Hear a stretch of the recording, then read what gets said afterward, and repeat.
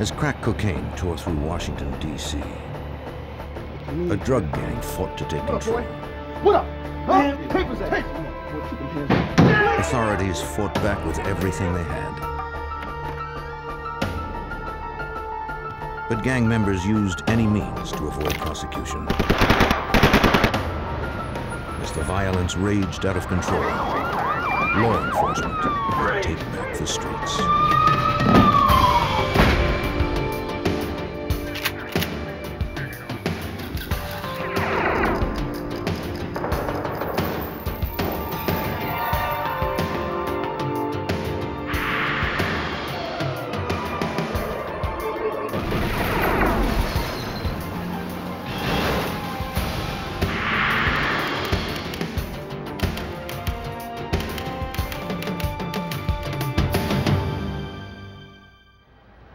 In the early 1990s, Washington, D.C. became the murder capital of the nation. Few were left untouched by gang violence, which was ignited by the drug trade. By 1994, that violence would strike at the very heart of law enforcement. I'm Jim Kallstrom, former head of the FBI's New York office, who would fall to the FBI to lead an international manhunt and bring in the leader of the city's most vicious gang. October 26, 1994. The nation's capital was about to become the backdrop to another bloody crime. Just before midnight, 3 masked gunmen broke into a home in the northwest section of the city. Get up! Get up! Get up! Now! Get up! They targeted Gerald Gaither, demanding his cash and drugs. Where's the money? Where's the money? Where's the money? Where's the money? He turned over what little money he had in his pockets. Get up! The owner of the home, William Ragland, was accosted while working in his basement. Where's the money at? Get out here. Upstairs, one of the gunmen discovered Nancy Hatchett and Darlene Hatchett, Ragland's daughter and granddaughter. Get outstairs. Into the room. Go! To convince Gaither to cooperate, the gunmen terrorized each of the residents. Get out! Get out! The women were ordered to lie face down on the floor. Get out! Hands out! Tell us, come on, old man. Come on, old man. Tell us where the money is. Where is it? Where is it? No. Gaither denied having more cash or drugs. Put your hands down now. One of the gunmen turned his .22 caliber handgun towards Ragland. The 89-year-old retired federal worker died instantly. Tell us where it is. Play games. Andre Madison, another resident, was hustled into the living room. Shut up. One of the 3 attackers noticed his gold necklace and ripped it from his neck. Get down. Get out. Get out. Face down. Face down. Face down. Shut up. Though one man was dead, Gaither still refused to cooperate. Get out. Get out. What are you doing? Enraged, one of the gunmen began shooting the residents. The robbery attempt collapsed into murder. The trio quickly fled the house. One of the attackers vomited near the back door.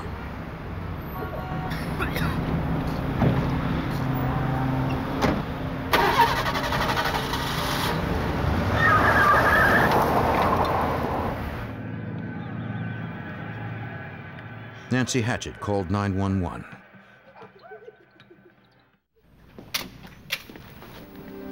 Officers from D.C.'s Metropolitan Police Department quickly arrived at the house, located in a known drug area. Inside, 3 people were dead. William Ragland, his granddaughter Darlene Hatchett, and Gerald Gaither. Pictures were taken of each body, and shell casings were collected. Outside, police discovered vomit near the door.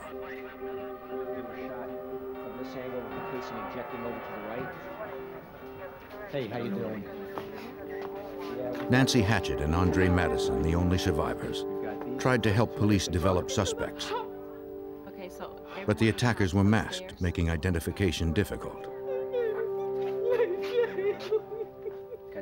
Okay. For Metropolitan Homicide Detective Anthony Brigadini, a check on victim Gerald Gaither suggested a possible motive. The main victim of the triple was a drug dealer in the First and Kennedy Street area. The guy drove flashy cars, had nice clothes, had a lot of money. When the drug dealer was unable to give them enough money and or drugs, things started to get a little harried, and that's when the shootings occurred inside. Neighbors told police that after hearing gunshots, they saw a dark-colored sedan with a loud muffler leaving the area. An all-points bulletin was issued for the vehicle and 3 men inside.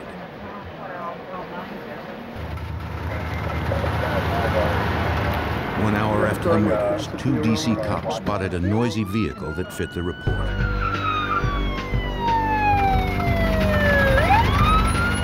Noticing 3 men inside the vehicle, the officers pulled over the gray Oldsmobile.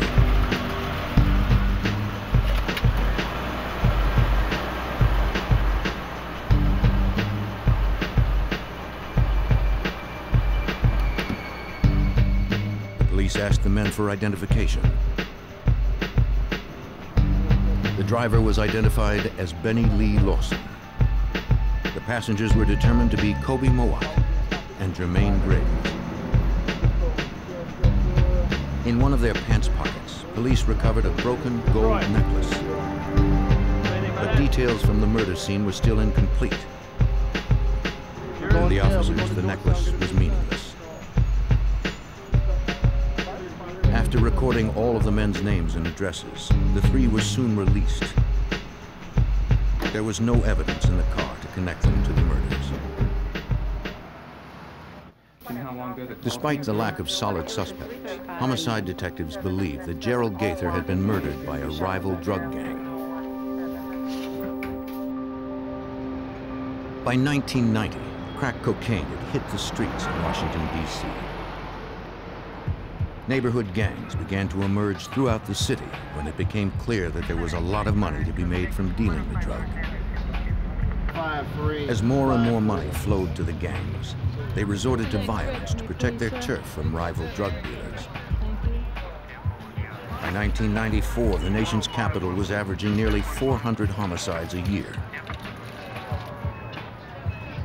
D.C. police joined forces with the FBI and several federal agencies to combat the drug-related violence. Most of the murders remained unsolved.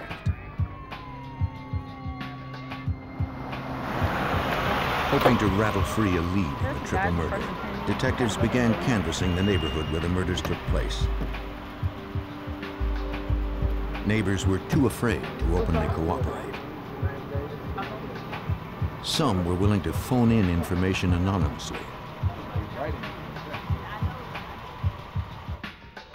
One tip led to Benny Lee Lawson, one of the 3 men pulled over the night of the homicides.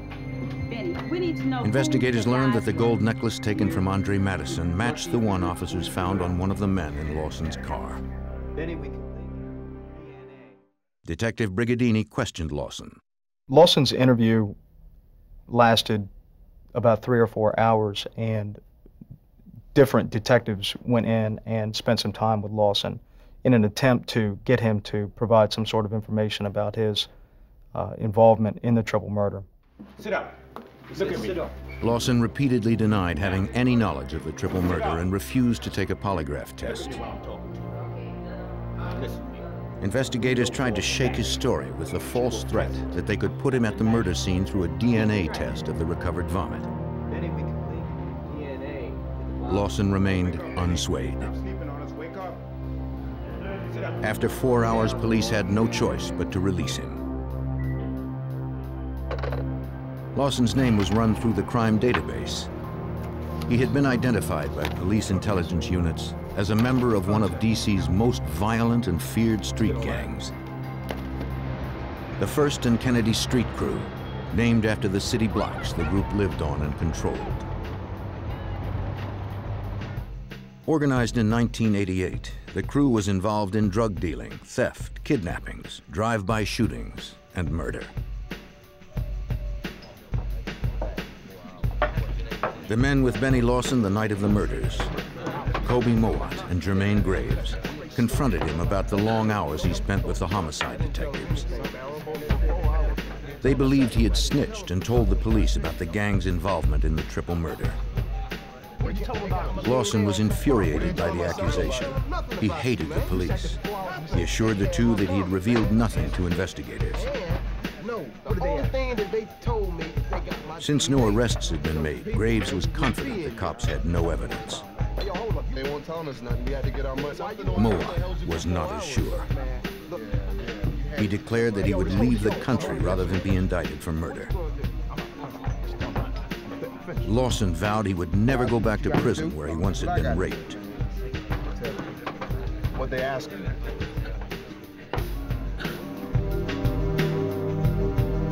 Lawson returned home that night. Being labeled a snitch was an insult to his loyalty towards the crew. And for a gang member on the streets, it was a death sentence.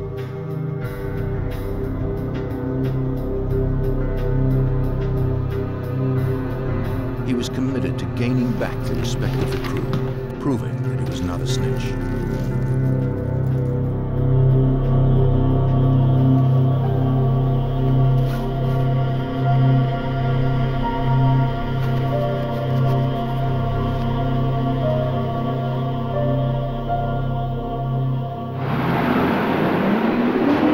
On November 22nd, 1994, a few days before Thanksgiving, Benny Lawson returned to Metropolitan Police Department headquarters. It was around 3:15 p.m. He was trying to locate the homicide department he had visited several days earlier. Hey. He asked two teenagers for directions. If you're going that way, through that door right there. They mistakenly led him to the cold case squad. Okay, well, we'll see you The then. team inside the office was made up of personnel from the MPD and the FBI, whose job was to breathe life into the growing number of unsolved homicide investigations. Inside the office were FBI agents Martha Dixon Martinez, John Kufta, Mike Miller, and Metropolitan Police Sergeant Hank Daly. At least I'm consistent.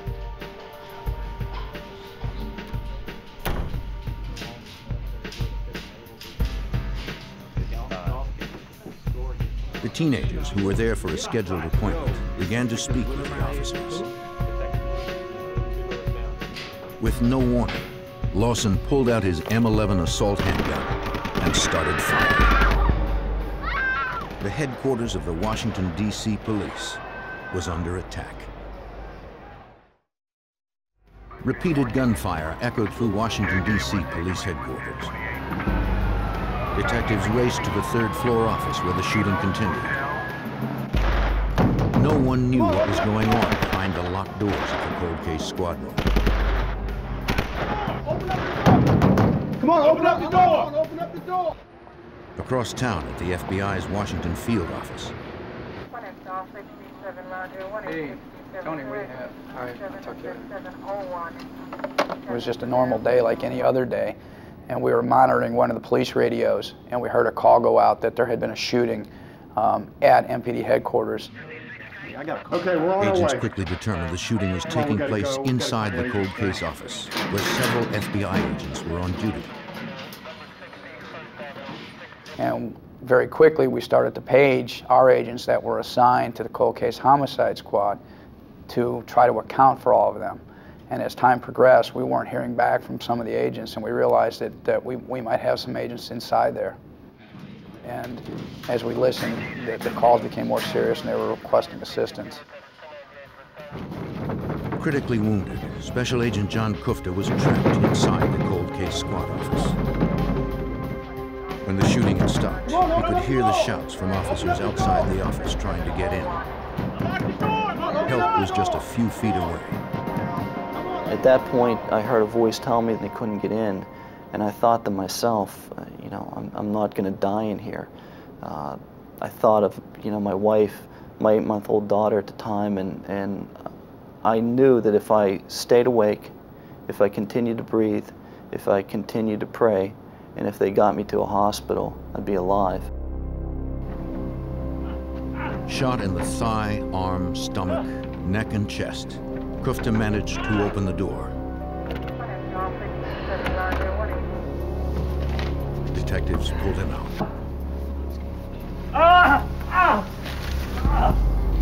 The only other visible person to the rescuers was Metropolitan Police Sergeant Hank Daly. Barely clinging to life, he was dragged from the room. He was rushed outside where a helicopter waited to transport him to the hospital. Not knowing if the shooter was planning another ambush, the officers waited for the SWAT team to arrive. FBI agents and SWAT teams from around the Capitol converged on the Metropolitan Police headquarters.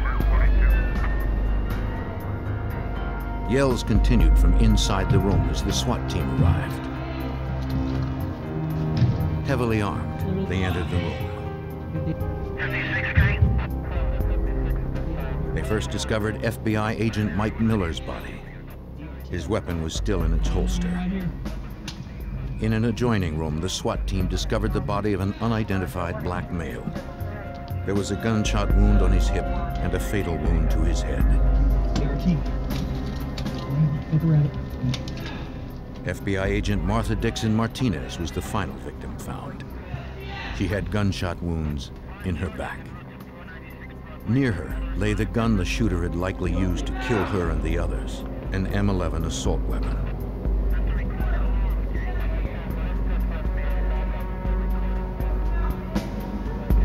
Shouts for help came from inside a closet. Suspect in the closet, open the door slowly! Not knowing if he was a suspect or an innocent bystander, the SWAT team apprehended one of the teens who had walked in the room before the shooting began. The other teenager had managed to flee the office earlier after being shot in the leg. They don't even know the guy. Supervisory Special Agent Mark Giuliano and other agents arrived at the scene.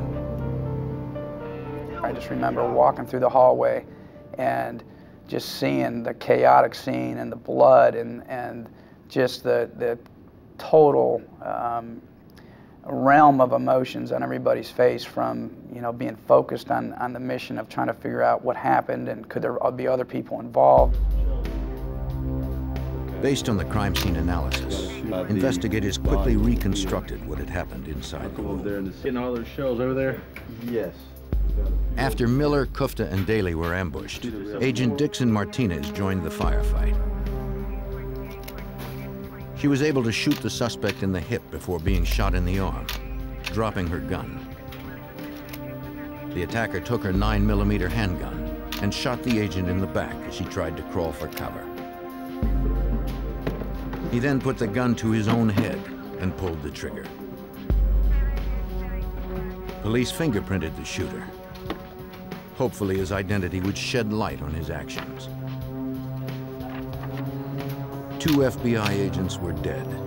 Sergeant Hank Daly would not survive his injuries.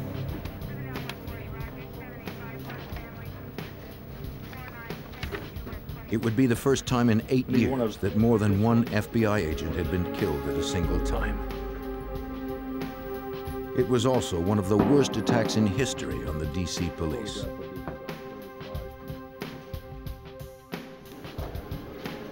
Agent Kufta would endure 7 major medical operations before recovering.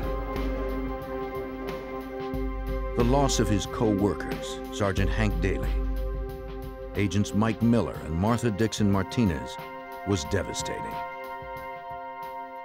Martha, Mike, and Hank were law enforcement heroes. They didn't as much lose their lives as gave their lives for a cause of justice, for a cause that they so deeply believed. Within hours, the investigation was moving forward. The fingerprints of the shooter had come back. When the information came up about the identity of the shooter, a detective had the information, came into a conference area where the majority of the homicide officials and detectives were, and it was announced that the shooter was Benny Lee Lawson Jr. When homicide detective Anthony Brigadini heard the news, he realized his squad was the probable target of Lawson's rampage. Lawson and the 1st and Kennedy Street crew were the prime suspects in the triple murder of William Ragland, Darlene Hatchett, and Gerald Gaither. The shootings at headquarters showed just how far the gangs would go to protect themselves. I think that law enforcement as a whole has learned that people operating gangs or crews are serious about what it is that they're doing. They won't stop at any cost to get their mission accomplished. Now that federal officers had been murdered, the FBI was given jurisdiction in the investigation of the crew. I was detailed to work jointly with the FBI to investigate the 1st and Kennedy Street crew, who at that time we felt were responsible for essentially Lawson's actions here at police headquarters. After joining the task force, Brigadini shared what he knew about Benny Lawson and the crew. Special Agent John Kerr was on the team. For him, Benny Lawson's connection with the 1st and Kennedy Street crew raised serious questions. Was this just a random act by Benny Lee Lawson, or were there accomplices? Did he have any help in this? Were there be any further attacks on agents and police? And so that was a reason that we opened up an investigation to answer those questions. Was this a conspiracy? Investigators obtained a search warrant that night for the house Lawson had lived in. Please get out! Please get out!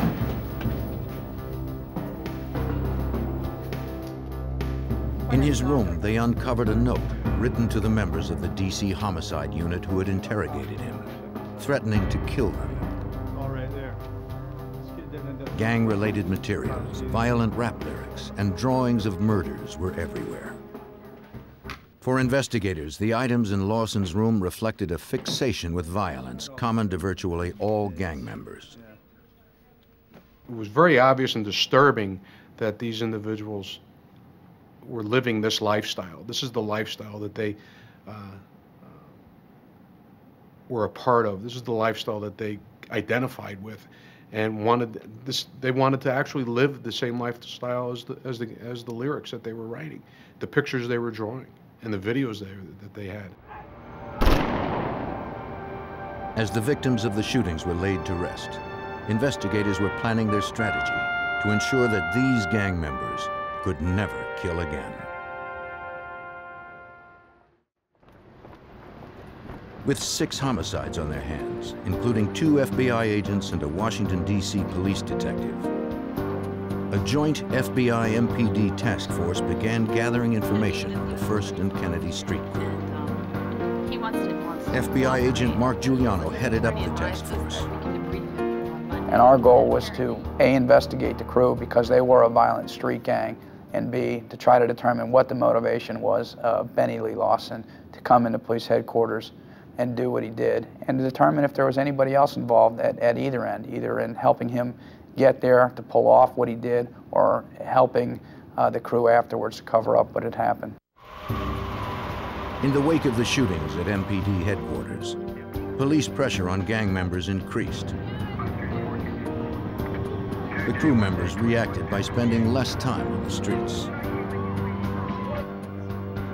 Building a case against them for their criminal activity would be difficult. The crew was impenetrable to outsiders. Planting an undercover agent inside the gang was too dangerous. What we realized is that, A, we had a very close crew. That is, they took care of each other and watched each other very closely, but they were very, very leery of outsiders. They had been leery before, but they were even more leery now, and that any attempts for us to get somebody, an agent or a police officer on the inside, was not something that we were going to even attempt to do. Instead, agents would have to gather intelligence on the crew through covert surveillance. As time went on, the gang returned to business as usual. The FBI was watching. We had extensive surveillance coverage of the area, day and night, identifying everyone that came onto the block identifying who the buyers were, what time of day, where did they go when they bought, did they get into a car, did they go into an alleyway, did they do it hand to hand right there in front of you. All these things we started to take notice of and document. Through surveillance, the leaders of the crew were soon identified. Kobe Mowat and his second-in-command, Jermaine Graves, the two men in the car with Benny Lawson the night of the first triple homicide. On the streets, Mowat was known to be violent and unpredictable. The reputation of Kobe Mowat was that of fear, that he would react quickly. At times he had a temper. He always carried a gun and could be extremely violent at times. Looking into Kobe's past, investigators discovered he shared a common history with Graves and with Benny Lawson. Their relationship developed in 1990 while serving together in Washington, D.C.'s Lorton Prison, located in Northern Virginia. They had been arrested and convicted for weapons violations while preparing for a drive-by shooting in another gang. Do you know what happened to me? The task force members were convinced that Mowat and Graves played some role in all 6 murders. But the leaders of the First and Kennedy Street crew continued to keep a low profile. Agents devised a long-term strategy that would net not only Mowat and Graves, but also the entire gang membership. They would slowly build a conspiracy case against the crew that would include the entire range of their criminal activities, from crack cocaine trafficking to murder. Off the street. Well, back in 4:30. Hang on to those for me.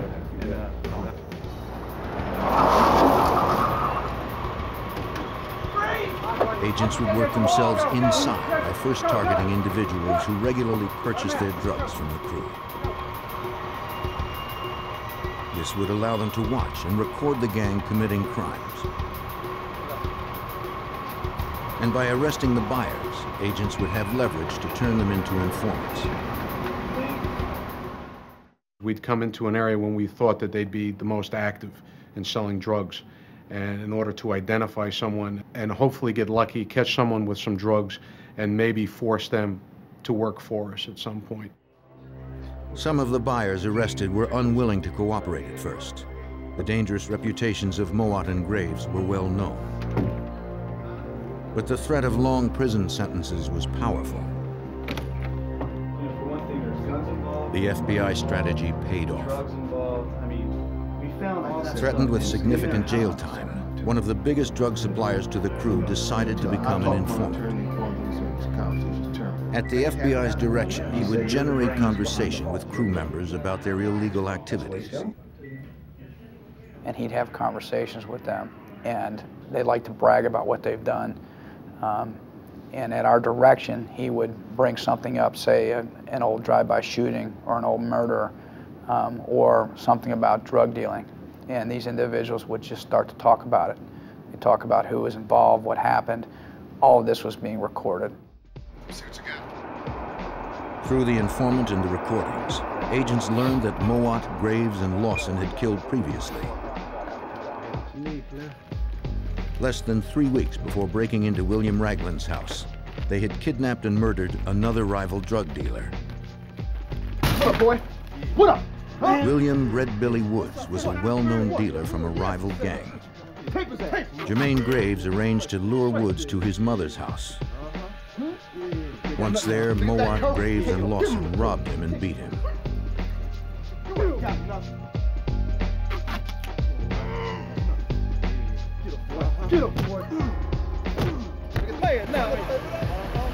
Fearing the rival gang would retaliate against the crew, they shot him 3 times and dumped his body in the road.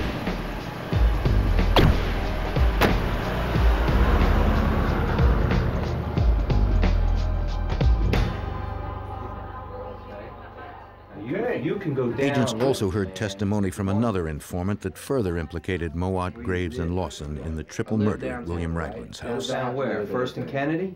Huh? He overheard Benny, Kobe, and Jermaine Graves talking about the triple homicide.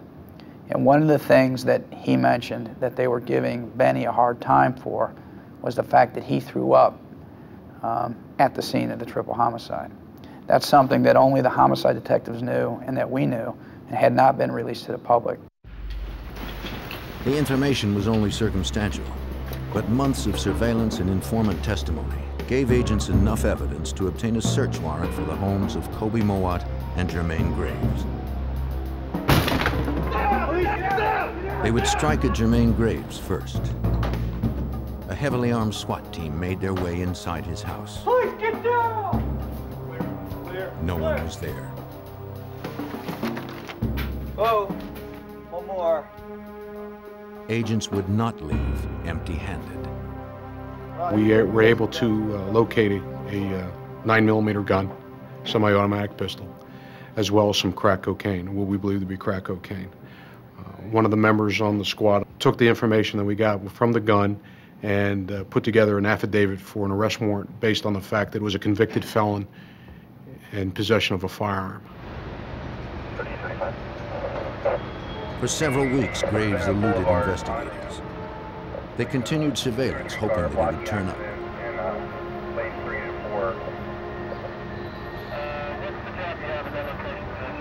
We really didn't know where he was. We had some ideas. We knew he was still in the metro area, but obviously he knew once we hit his house that we were looking for him, and word was out on the street that we were looking for him, so he was keeping a very low profile. During one of our very standard surveillances, I saw an individual who walked like Jermaine Graves, just from the back. I couldn't see his face. So I asked one of the units to drive around the block and just take a look at the guy. And the next thing I know, they jumped out and arrested him. They knew as soon as they pulled around the corner it was him. And you know, he was arrested right on the street corner of First and Kennedy. Just a few months after the first triple murder, Graves was off the streets. Making a case against Kobe Mowat would prove more difficult. With the arrest of gang member Jermaine Graves on a weapons charge, the FBI task force was one step closer to taking the First and Kennedy crew off of the Washington, D.C. streets. Now agents were ready to serve a search warrant on the home of the crew's leader, Kobe Mowat. A SWAT team entered the house Kobe shared with his twin brother, Kareem. The two never knew what hit them. Investigators found gang-related documents, drawings, and writings, and a small amount of marijuana. They found no guns or evidence of the murders. But that was not their prime interest. The task force hunted for evidence of a larger crime pattern. Gang videos, bad videos everywhere. Most of the evidence we were looking for at the time was list of crew members, shirts that they all wore with the logo on them, pictures, phone books, things that would associate this group together. The twins were arrested on drug charges and taken in for booking.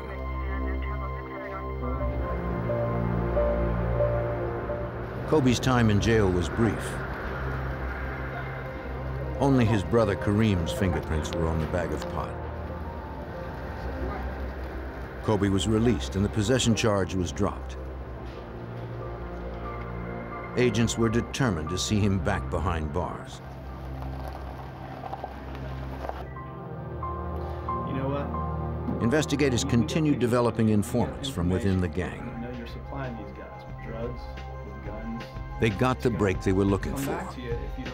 Facing jail time on a drug charge, a member of the First and Kennedy crew agreed to cooperate. Finally, investigators learned the answer to the question that had most plagued them. Why did Benny Lee Lawson go into police headquarters and kill 2 FBI agents and an MPD sergeant? Yeah, Jimmy. It started the night Kobe Mowat, Jermaine Graves, and Benny Lee Lawson broke into the home of William Ragland.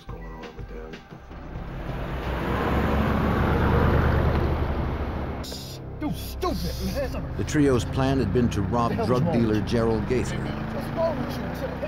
Jermaine Graves became frustrated by Gaither's refusal to cooperate, and he snapped, killing 3 of the residents.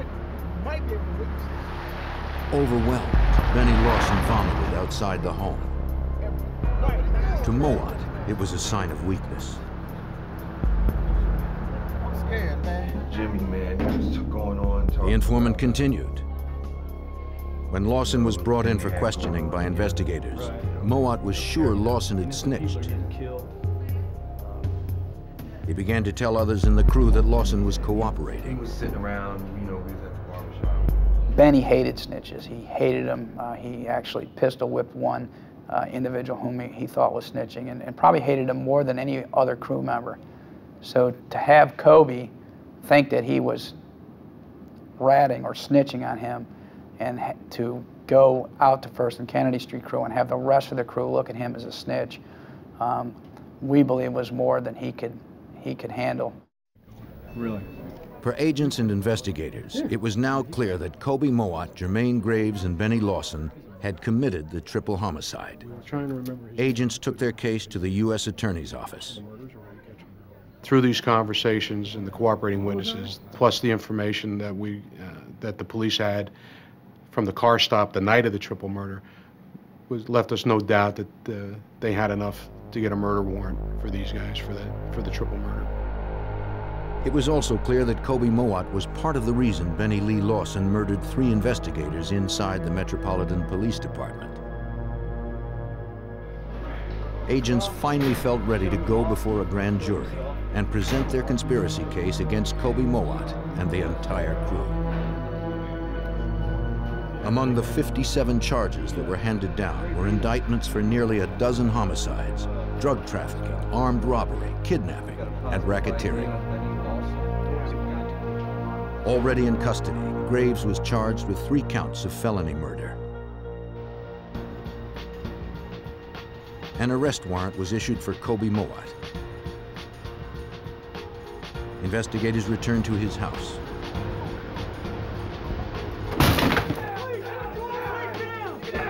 This time, he wasn't home. The closets had been emptied. The place looked like it had been abandoned. In the trash, investigators found a receipt for a plane ticket. It appeared that Kobe had kept his promise to flee rather than go to jail. And the plane ticket was for just a few days before we hit the place. And the plane ticket was from New York to Moscow. And at that point, we knew that Kobe had most likely fled not only the area, but most likely the country. Mowat was one step ahead of the agents. They tried to pick up his trail in Russia, but he was nowhere to be found. Investigators discovered there was a flight departing to Africa soon after he landed in Moscow. The check of the passenger list revealed nothing. There you are, sir. Agents grew increasingly more frustrated. Mowat was slipping away. For 6 months, FBI agents and Washington, D.C. police tried to track fugitive Kobe Mowat. He could be hiding anywhere. An international manhunt was underway. We literally went months without a break. We went through hundreds and hundreds of documents that we had obtained during search warrants, during various parts of the investigation, looking for overseas phone numbers, looking for overseas relatives, once again, without a break. After several months, Agent John Kerr got a break. Through an informant, he uncovered the name of an ex-girlfriend of Kobe's. We had come up with addresses for her. One of the addresses we came up with, we subpoenaed the toll records, and sure enough, we found a collect call from Kenya on one of her toll records. And this was shortly after he would have arrived in Africa. Agents brought her in for questioning. She repeatedly denied knowing anything about Kobe Mowat's whereabouts. He's out killing people. Agents confronted her about the phone records. If she continued to withhold information, they would serve her with a grand jury subpoena. She decided to cooperate. She told investigators that Kobe had in fact called her several times from Nairobi, Kenya. He had not called her recently. She believed he might have moved on to Tanzania. The information was immediately passed on overseas. You have to know where he is. Mowatt's phone call to his ex-girlfriend had originated from a hotel in Nairobi. A U.S. Department of State regional security officer in Kenya followed the lead. We know he stayed in your hotel. The hotel owner said he had no recollection of Kobe Mowat. Agent Giuliano received the news. And it becomes very, very frustrating because, once again, we're getting no new information. We're not getting a break. And we know that the only tie that we have now is this hotel in Nairobi, Kenya. So we go back to the regional security officers and ask them to go back out and re-interview the individual. Again, the hotel owner insisted he knew nothing about Kobe Mowat. When shown photographs, he seemed to hesitate. The regional security officer kept pressing. Finally, the owner asked for a guarantee that if he gave information, Kobe would never be told. The regional security officer agreed to protect him. He said Kobe had in fact been to his hotel, but he had left several months ago. He gave the security officer a number that Kobe had called while at the hotel. The call was to the East African country of Tanzania. It took agents a few days to determine why the hotel owner protected the First and Kennedy Street crew leader. What we determined is that Kobe's mother was educated in Jamaica, and during that process she had befriended several individuals who ended up going to various parts of the world. She had an association with this hotel owner in Nairobi, and she had made the contact to protect Kobe and to help him. You have a nice day. Thank you. The phone number in Tanzania eventually led investigators to a local college professor. He was a friend of Kobe Mowat's mother. The FBI asked the Tanzanian National Police Department to follow the lead. The professor was unwilling to cooperate with the authorities. Certainly not a student.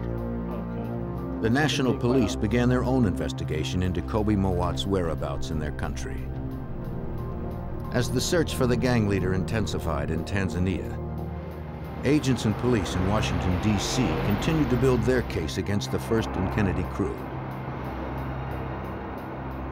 They amassed volumes of evidence through surveillance and informant testimony over the previous year. There were about 20 to 25 Metropolitan Police Department officers and FBI special agents working on this investigation around the clock, whether it was determining phone records or uncovering new murders that these guys had committed over the years. On September 14th, 1995, officers and agents executed over a dozen arrest warrants. They searched for any indication of the gang leader's whereabouts in Africa. They found nothing. They collected additional evidence of a criminal enterprise. They confiscated financial records, guns, drugs, and gang paraphernalia. Stay right there. Don't move. Some of those arrested agreed to cooperate in exchange for less jail time. Investigators were slowly taking all of the gang members off the streets.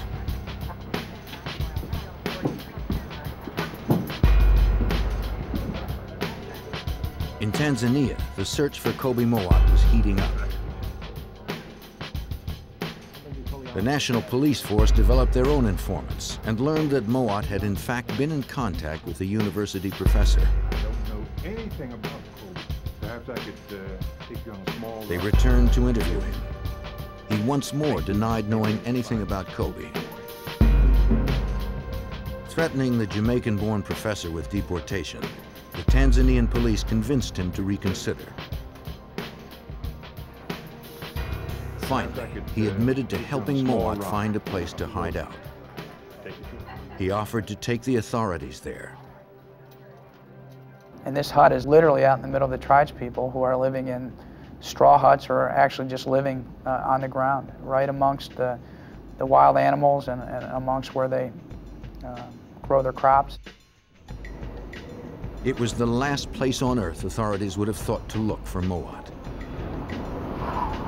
Unaware that the professor had betrayed his location, Mowat was surprised to see the police approaching his hut. He set fire to anything that could potentially identify him.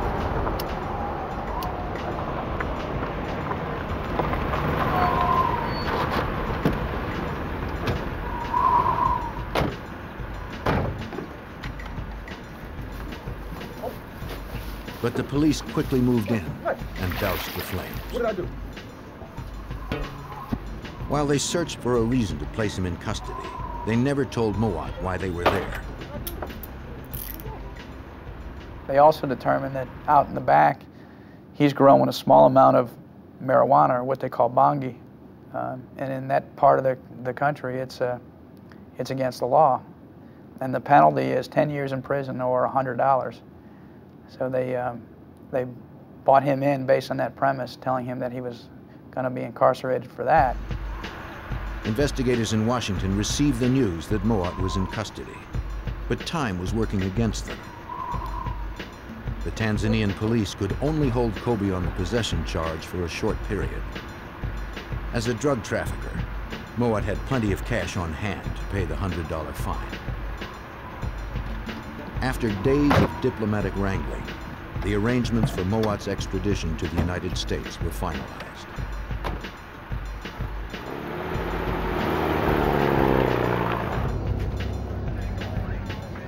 Agent Giuliano and Detective Brigadini traveled to Tanzania to take him into custody. Investigators were finally face to face with the man who had eluded them for over a year. When he came in,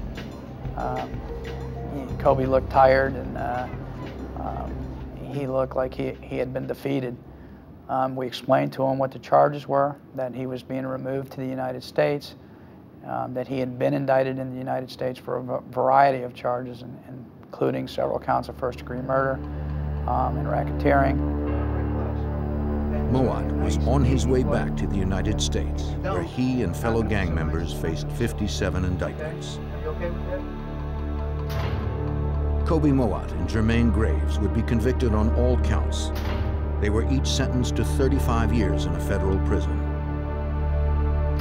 Mowat's capture in Africa allowed investigators to get the remaining First and Kennedy crew members off the streets. When we brought Kobe back to the United States, he just had a domino effect on the rest of the crew members.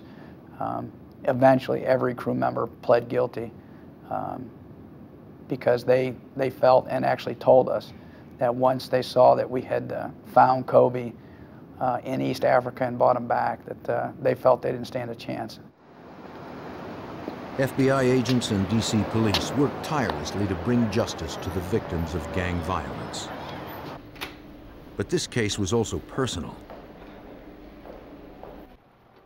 Only after the entire gang was in jail could they have a sense of closure and feel they had vindicated the deaths of their friends, Sergeant Hank Daly and FBI agents Mike Miller and Martha Dixon Martinez.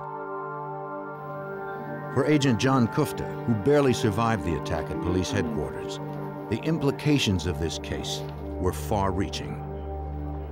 When this group was locked up, I think it sent a clear message to other criminal organizations out there operating in the District of Columbia and in that tri-state area there, that the FBI and the DC police will go to whatever lengths are necessary if it takes them to other continents to track you down and find you and bring you back to the United States to justice.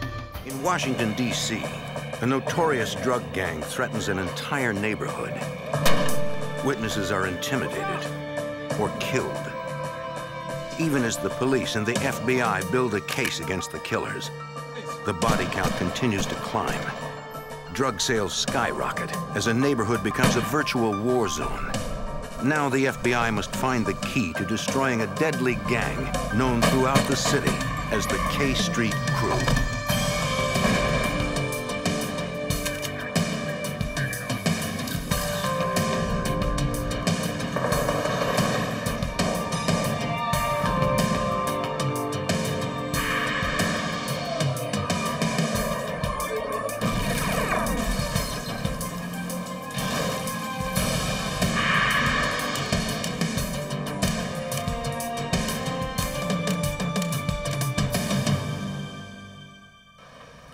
In the 1990s, the war on drugs was in full swing. The front lines were often America's inner cities, where gangs used violence and murder to rule their empires. I'm Jim Kallstrom, former head of the FBI's New York office. When gang violence exploded in Washington, D.C., the Metro Police and the FBI fought back. Using high-tech surveillance and tough new laws, they set out to destroy the gangs from the inside out.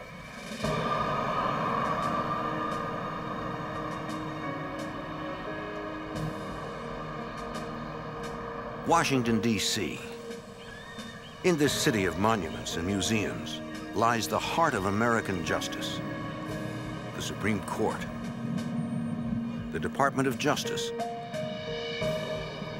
the Federal Bureau of Investigation.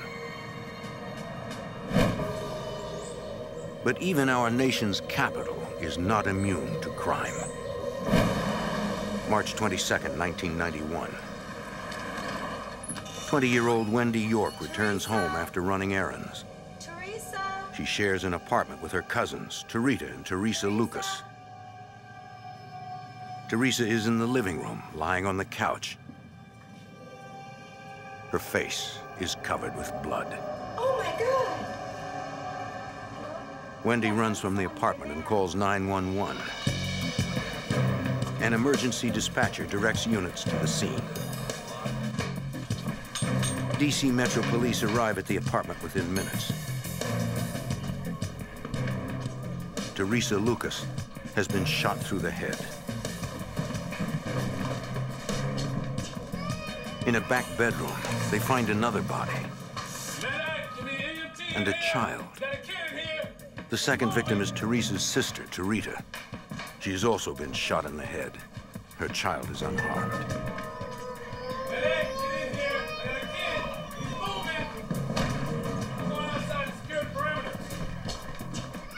Police discover another baby, terrified but also unharmed. It's Teresa's child. It seems both children have been alone with the bodies for hours.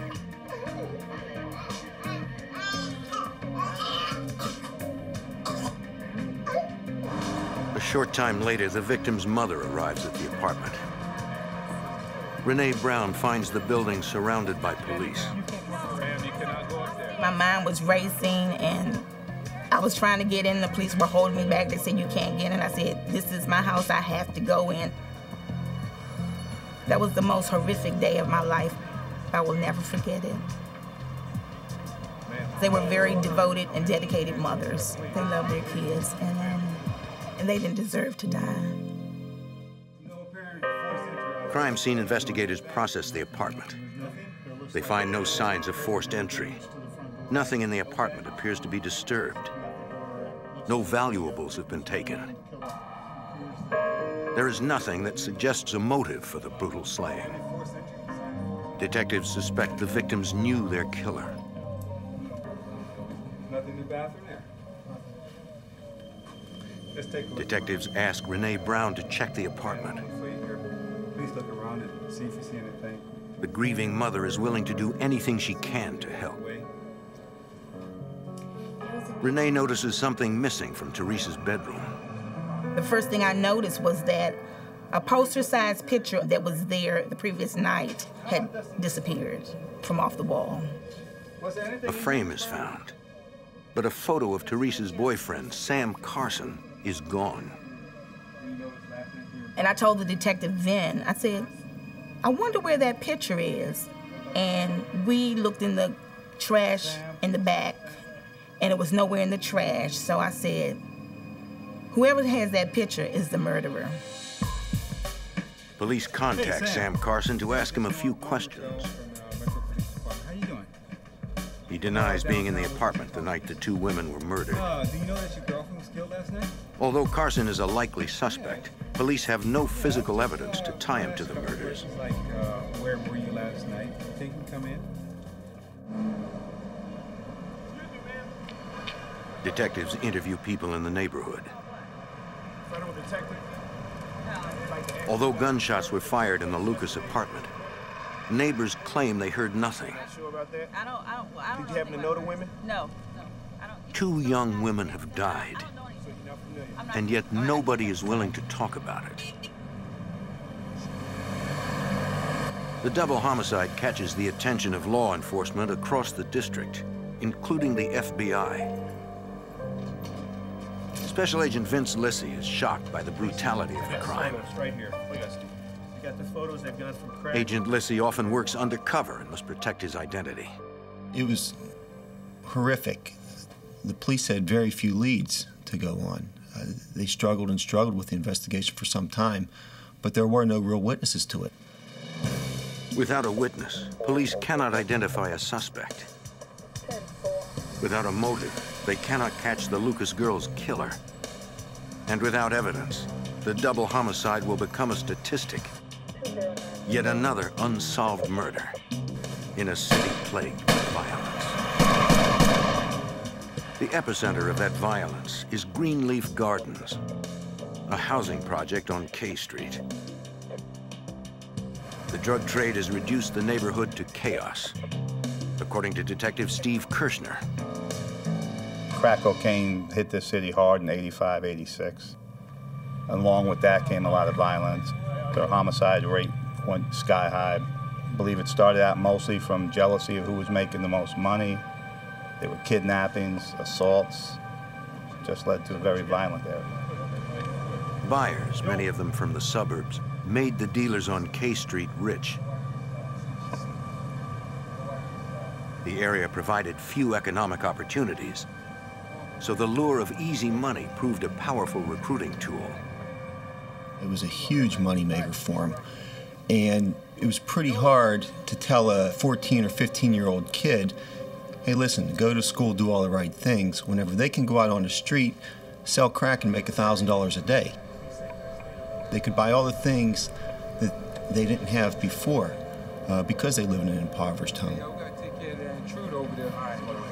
With millions of dollars in easy profits at stake, competition between dealers grew fierce.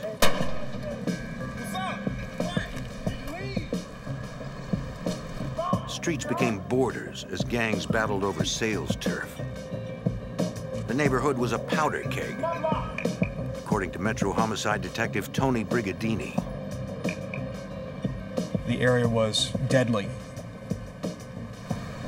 Numbers that we have compiled over the years of the investigation show that this was probably one of the most deadly areas in the District of Columbia.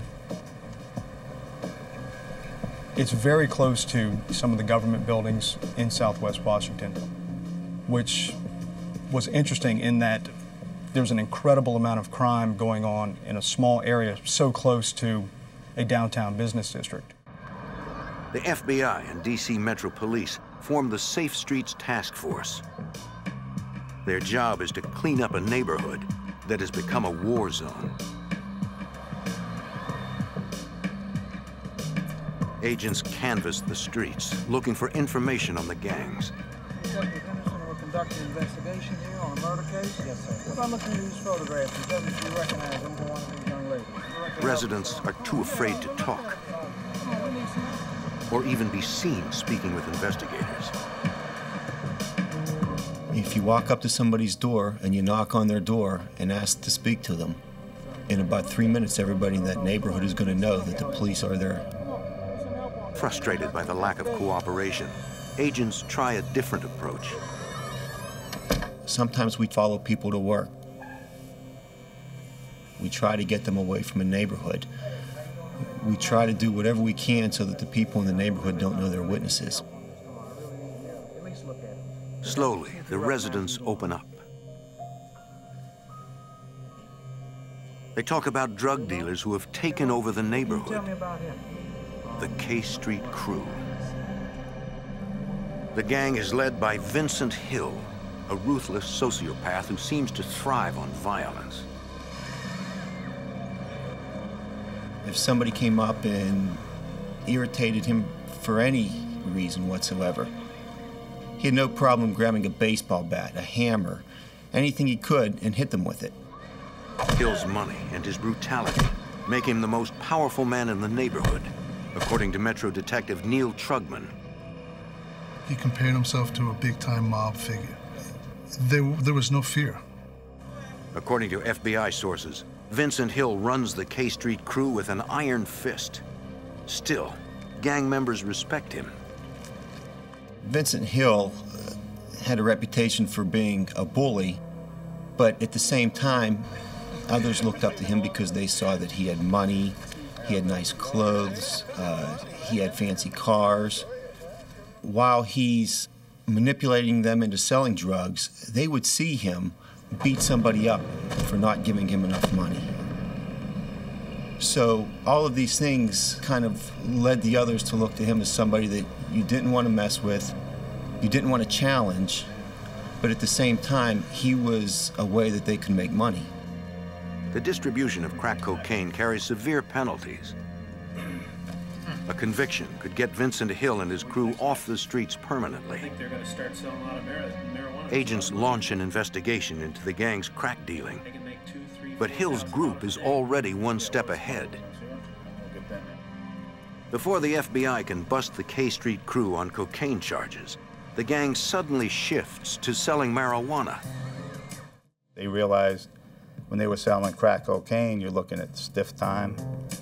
Selling marijuana was a misdemeanor. More than likely, you wouldn't get any time for it. The demand is huge. Buyers pour in from the suburbs. The gang maintains its profits, minimizing the risk of jail time. It just took off like a rocket. Everybody was making money. You know, people were making $3,000, $4,000, $5,000 a day just by selling marijuana. Thwarted by the gang's move, the task force regroups as the dealers grow even bolder. I would drive by in unmarked cars, and they would hold bags of marijuana up, 3 for $20, 3 for $20. And then when they finally got close enough to realize that you were a cop, they would run. The dealers simply abandon their stashes until the cops leave. Minutes later, the dealers return to the exact same spot with a new stash and set up shop again.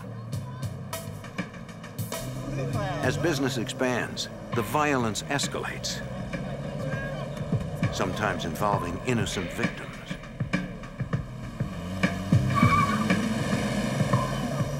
On August 29, 1992, Travis Ross and 2 friends are mistaken for rival drug dealers.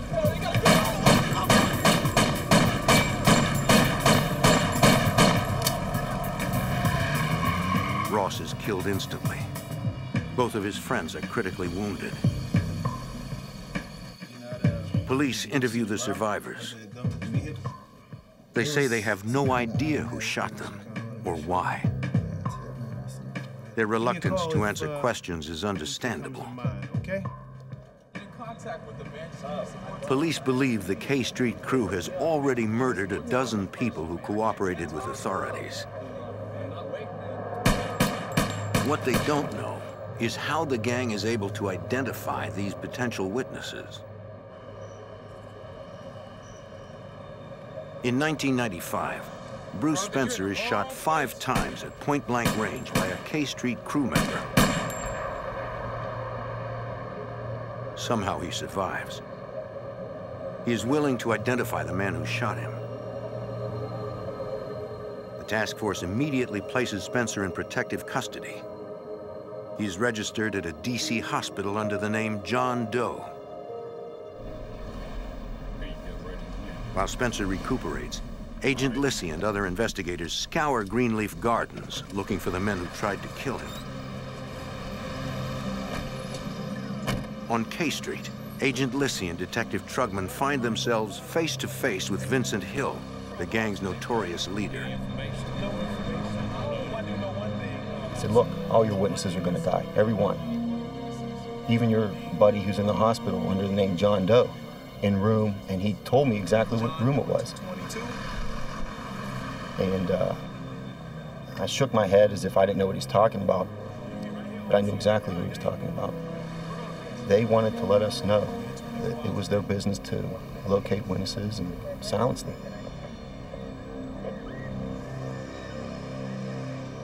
Investigators are even more determined to protect their witness. But word of Hill's threat reaches Spencer. Fearing for his life, the witness refuses to help investigators. I'm through, man. Everything's working out. I'm almost not. The task force is frustrated, having lost another battle in their war against the K Street crew.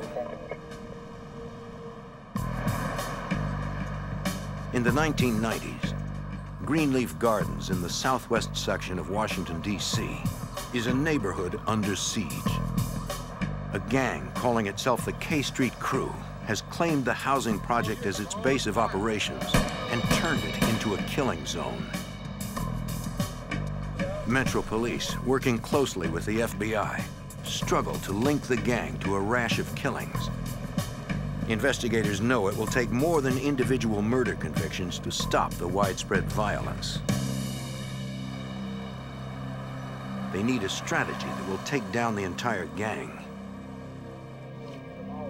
The Joint Task Force decides to use RICO, a federal racketeering statute that will allow them to prosecute the K Street Crew as a single, corrupt organization that sells drugs and commits murder to protect their interests. Homicide detectives re-examine dozens of cold cases, cases that were once attributed to the random violence of the projects. They search for anything that will link the K Street Crew to murder, according to Detective Tony Brigadini. Some of the cases that we were investigating were 8 years old, 10 years old. We would have to go back and research case jackets, try to find evidence that had been collected 8 or 10 years earlier, try to locate crime scene photographs, things of that nature. Yeah, here it is. See this car? Is that the same car? So, in trying to build a strong case, we were dealing with very little information. In the meantime, agents launch a covert surveillance operation to gather evidence on the gang's growing drug business. Special Agent Vince Lissy. We wanted to show the conspiratorial nature of these guys, how they operated on the street, how they took turns selling drugs, who supplied who.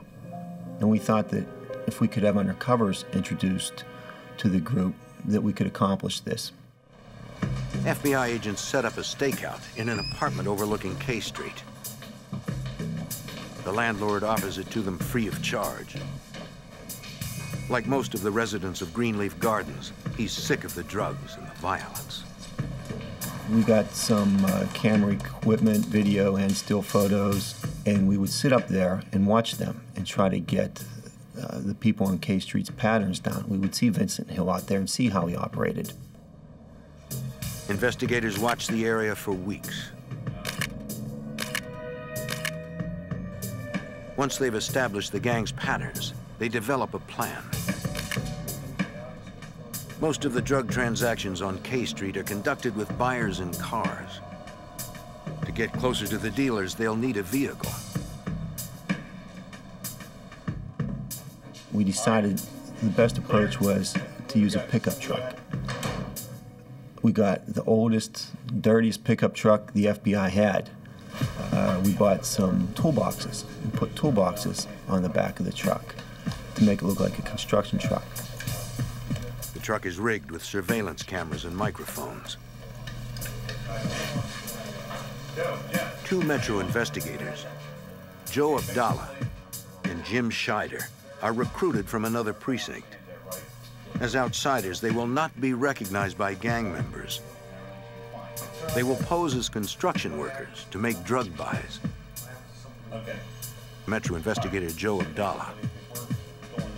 So me and Jimmy had it prearranged. If I was in any trouble or I felt my safety was in jeopardy, I was going to run for that truck, and depending on the situation, Jimmy was going to take off with me jumping in the back of that truck, or he would get out with his firearm. The main target of the surveillance operation is Vincent Hill. The undercover officers expect they will have to make several buys before they can make contact with the gang leader. 5 cars carrying 2-man teams form a perimeter around the neighborhood. They stand by on their radios, awaiting Lissy's orders. We had all this in place. We had the cars situated throughout the neighborhood. And we said, okay, let's go, let's try it. Nobody moves until I say something. As the officers attempt their first undercover buy, Jim Scheider knows he is heading into dangerous territory. As soon as we turned the corner, my heart started racing. We knew that there was no turning back at that point. Abdallah and Scheider look for a dealer, any dealer, to buy from. Then on a street corner, they spot Vincent Hill, flanked by his lieutenants.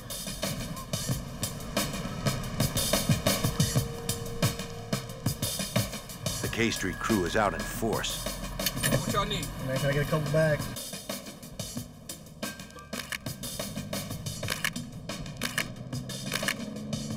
Abdallah doesn't think twice. He gets out of the truck. And I'd asked if I could get 2 bags for $40, which meant 2 bags of marijuana, which were $50, but if I could, I'd get them for $40 a piece. An individual to my left side ran to go get them from a stash, which was on a fence line. And Vincent Hill said, no, you'll take 2 for $50. I put the money down, and then I walked away. The surveillance team documents the entire transaction. They now have the leader of the K Street crew on videotape, personally selling marijuana to undercover officers. Joe walked in Vincent Hill the first time, and we said, wow, this is too easy. Within 30 seconds, the deal was done.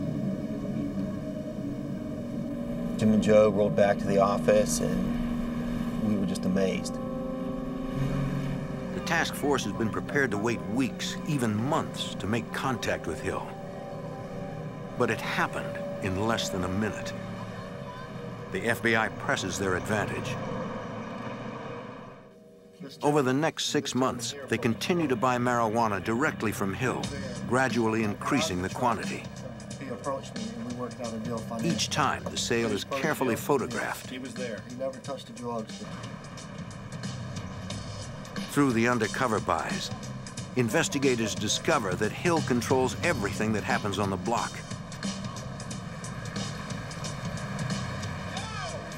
This becomes clear when Abdallah and Scheider try to make a purchase from someone other than Hill. And we were getting ready to make a purchase. And there was someone hollering down the street. When we looked back, it was Vincent Hill. We went back down into the block, met with Vincent Hill and bought from him.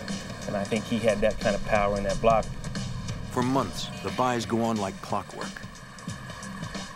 Abdallah is doing more than making purchases. He's building a relationship. Slowly, he gains Hill's trust and tries to get information. I tried to get any conversations I could from him. And there were times when I'd try and draw a conversation from him where he would say, look, if the police come in the block, I have a place to run to, you don't. So tell me what you need, let's get it over with. And there were also times when I had a conversation with him about setting up weight purchases, or more than the $20 bag, what we would call wholesale quantities, like quarter pounds. Abdallah begins buying in bulk, moving from ounces to pounds. He tells Hill he is selling marijuana at the construction site where he works. There were occasions when he would actually front me drugs, which would mean he'd give them to me for free for payment at a later date. We had that kind of trust. And he even gave me good advice on when buying the weight. He would supply me with the smaller $20 bags. He gave me packages of those at some points, and he would tell me how to juggle it or mean break it down and sell it in the quantities to my friends, and he gave me helpful hints on how to do that. For 6 months, the operation runs smoothly. Then, a routine buy puts everyone on guard. Well, at one point when I made a buy from him, I got back into the truck and Jimmy was driving and I was in the passenger seat, and Jimmy said, "Hey, he's waving at you." And he was motioning like to roll the window down. So I rolled the window down and he said, "Hey, look, these guys over here, they're saying that your buddy's a police officer." He said, "I know you're okay," but he said, "Those guys over there will kill you." Somebody tell me what's going on, please. Yo, I know y'all can't play me like that, right? And it threw us off a little bit, and then when we started to leave, the guys that he was pointing to had like hoods over their faces and put their heads away from us. It does not appear to Abdallah and Scheider that Hill suspects they are cops. So they continue the operation.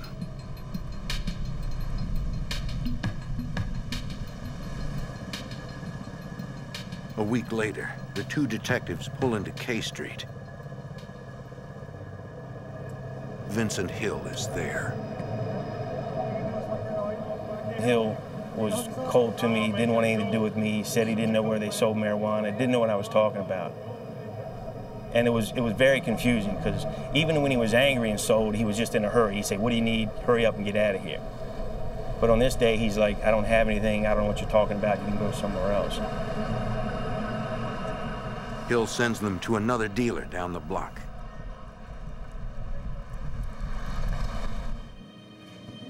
That night, Abdallah meets the dealer in an abandoned house. The officer prepares for a confrontation. The gentleman walked into a vacant house, called me in. Safe up here.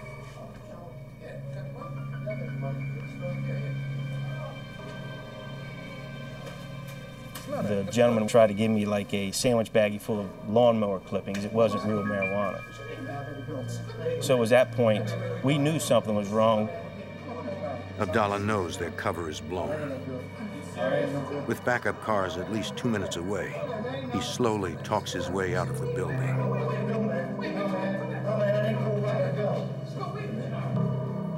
The undercover operation is over.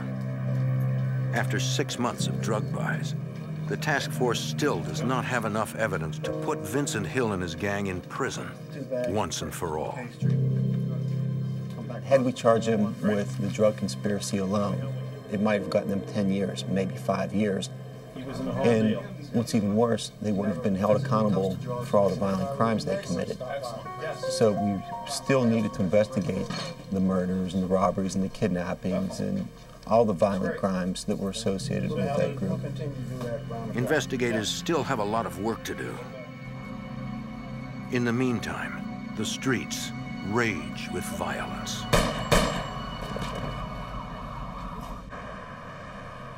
In Washington, D.C., a lengthy undercover operation has begun to produce results.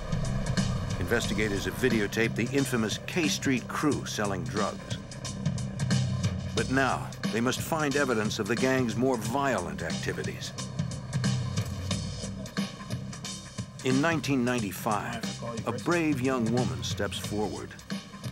So what would you like to tell Chrissy Gladden is 19 years old. you know, that you can share with us? As a single mother, she is worried about her neighborhood. Okay. We know you're scared. He's a scary... Chrissy tells police that Jerome Martin and Antonio Knight are responsible for a drive-by shooting. She overheard Martin talking about it. Although she doesn't know the victim's name, her description of the crime leads investigators to an unsolved murder. 6 months earlier, Travis Ross had been killed in a drive-by shooting near K Street.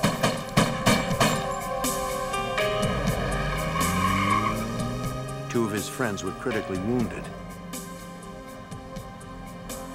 Chrissy wants to testify against the gang. She knows they are the reason her neighborhood is so dangerous. I just overheard a conversation between Jerome. Still, she's afraid. She tells investigators that if she speaks out against the K Street crew, they will kill her. Chrissy Gladden and 2 other women finally agree to testify. but only if the FBI places them in the Witness Protection Program. Special Agent Vince Lissy. We finally convinced Chrissy, as well as these other female witnesses, that we would work with them. We would try to keep them safe and make sure nothing happened to them. We stressed upon them not to tell people where they lived, not to take people to their new apartments. Chrissy's cooperation pays off. Crew members Jerome Martin and Antonio Knight are indicted for murder. Alrighty, hold the slide up to your bicep. There you go. Lissy believes they have enough evidence to get a conviction. Even though one witness is recanted, two others, including Chrissy, are still willing to testify. It's not a big deal. The week before the trial of Jerome Martin, we're constantly re-interviewing witnesses, talking to them, getting them ready to testify. We want them to know what questions they're going to be asked if they take the stand to testify. And the week before, we had Chrissy in the U.S. Attorney's office. We got her ready. She pretty much knew what was going to be expected of her. She wasn't an eyewitness to the murder, but she did fill in certain gaps. Don't be scared.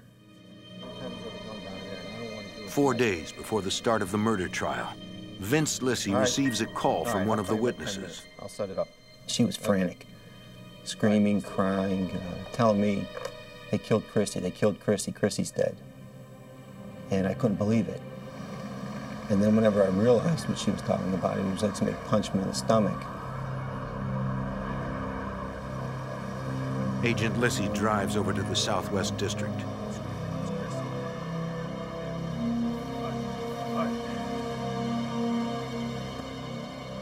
At the crime scene, Metro Police tell him what happened. Get that marked right away. Let's call forensics. According to witnesses, Chrissy attended a party on 37th Street at the home of Antonio Knight's girlfriend. As she left the party, two gunmen appeared and opened fire.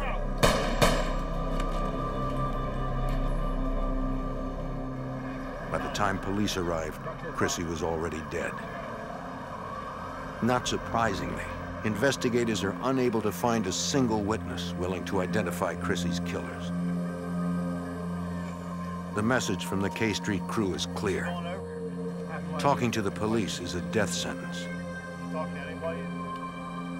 Chrissy thought that everything was fine. She trusted her friends, she trusted the people in that neighborhood, thought she could go back there and nothing was going to happen. That was probably the worst I've ever felt in this job. It's hard. It's hard to keep going sometimes when that happens. Still, the task force pursues their case against Jerome Martin and Antonio Knight. The trial is a disaster. The case had lingered in the system so long in D.C., we said, we got to go. And we went forward with it, and we did the best we could. Some witnesses were just physically unable to testify. They were just distraught. But, you know, we went forward and we lost. Jerome Martin and Antonio Knight are acquitted due to lack of evidence. To the K Street crew, witnesses like Chrissy Gladden are a minor inconvenience. It was really something to see these guys go free. And at that point, they won the battle. They were happy. They won the battle. And I told myself, you can't sit back and let them continue to win these battles. Chrissy Gladden's death and the acquittal of Martin and Knight are major blows to the investigation. The task force refuses to give up. Somehow, they will find a way to bring the K Street crew to justice. In Washington, D.C., the K Street crew is terrorizing a neighborhood with drugs and violence. Investigators spent months working with 19-year-old witness Chrissy Gladden, who agreed to testify against them. On October 5th, she was gunned down outside a party. Even without witnesses, Detective Steve Kirshner is determined to find her killers. We stayed on it, trying to find a break in that case, and we did everything we could. We printed up flyers, offered a reward. It really crushed the investigators on the case, especially Vince. It's horrible. It's just, you know, part of you says, what more can I do? That's it. You want to wave the white flag. But the other part of you says, wait a minute, I'm not going to give up. You know, I'm not going to give in to their ways of justice. It's not the way it's supposed to be. Less than a month later, the FBI and DC police get an unexpected break in the case. Robert Butchie Smith, a senior K Street crew member, is arrested for drug dealing. In an effort to get Smith to talk about the gang, the FBI tells him he faces federal racketeering charges.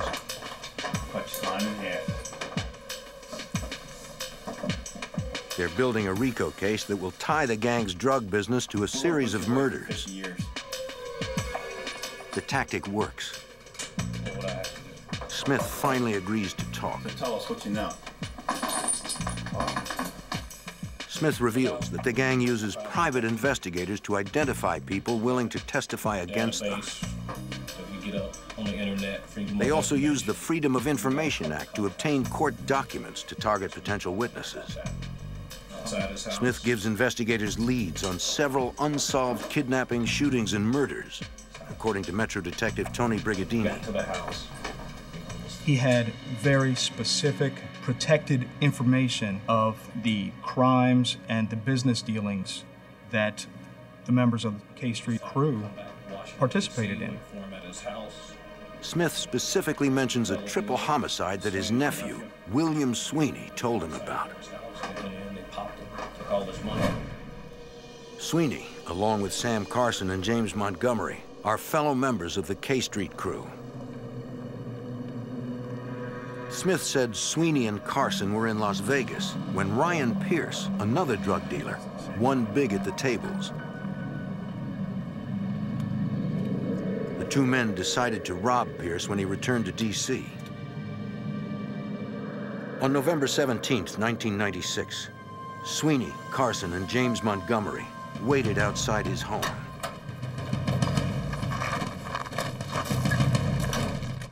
Pierce arrived late that night, along with 3 friends. The K Street crew made their move. What's up, man? What's this, man? Where the money at? No, where money? Get over here. Get over here, Castle. Get over here.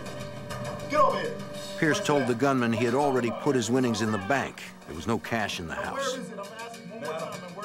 Man, this is crazy, man. I don't have no money in, man. Wait. Sweeney killed both men. One woman tried to flee, but was shot to death. Another woman managed to hide until the killers left. Get out of here, my fellas. Get out of here.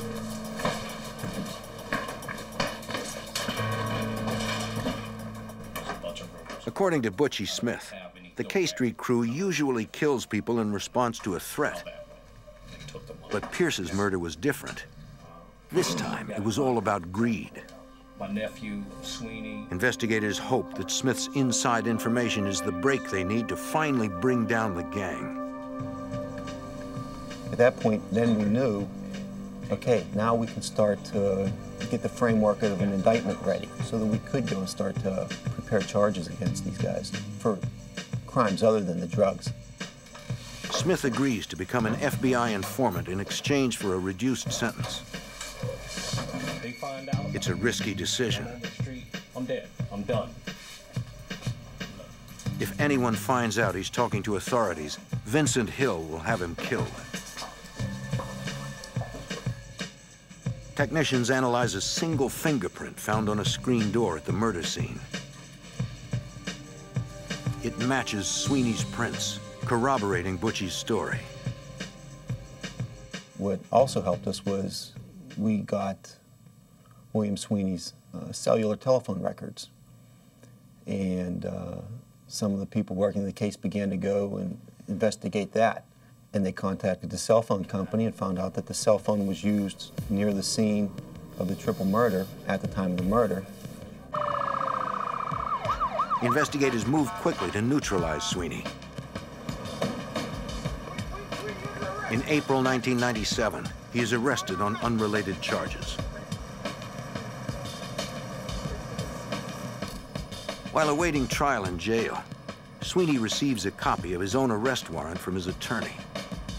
An unnamed source is listed as an informant against him. 2 months later, just when it looks like the task force is about to put an end to the gang's operation, Robert Butchie Smith is gunned down in broad daylight. The FBI informant has been shot a total of 13 times, mostly in the head.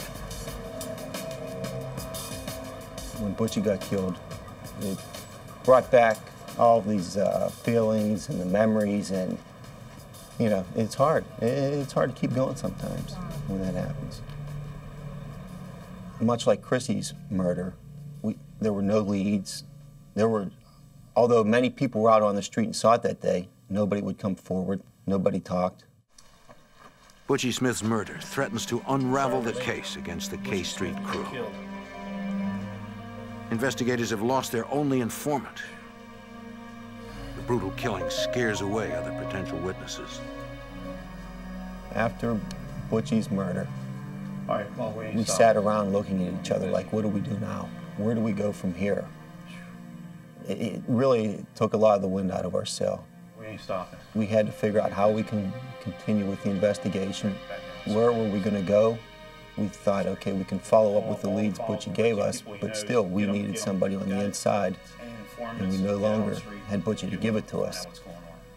We had to gather around and tell ourselves, we can't let this get us down.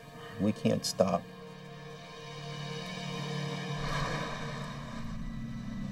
In 1997, the FBI's case against the notorious K Street crew was in trouble.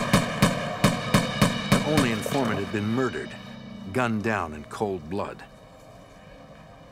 Other potential witnesses are terrified they'll meet the same fate. Before he was killed, FBI informant Butchie Smith told investigators that James Montgomery was one of the men responsible for a triple homicide. It's not happening. Montgomery is arrested and brought in for questioning. Mr. Montgomery, interesting. You got like Special Agent Vince Lissy pressures the suspect to talk about the triple homicide and the rest of the gang's crimes.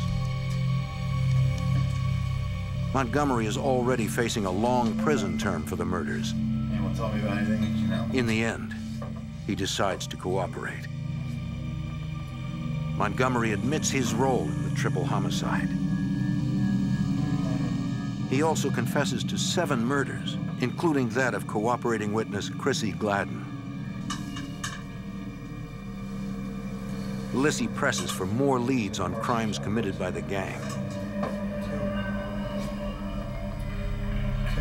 Montgomery reveals that crew member Sam Carson killed informant Butchie Smith. What else you know about Carson? Then he drops a bombshell. He told me, do you remember when the 2 girls got killed? And I asked him, which 2 girls? And he said, the ones back in the early 90s. I knew exactly what he meant. Montgomery is referring to the unsolved murders of Teresa and Tarita Lucas. And he began to tell me about it, and I just couldn't believe it. What do you want, Sam? I just want to come in and talk to you for 1 or 2 minutes. According to Montgomery, Sam Carson had stashed a bag of guns at the home of his girlfriend, Teresa Lucas. When he asked her to return the guns, Teresa claimed she didn't have them. She didn't want them around her children, so she threw them away. Can I use the bathroom real second, please? Carson was furious. He decided to confront Teresa one final time. Carson hid his handgun in the bathroom.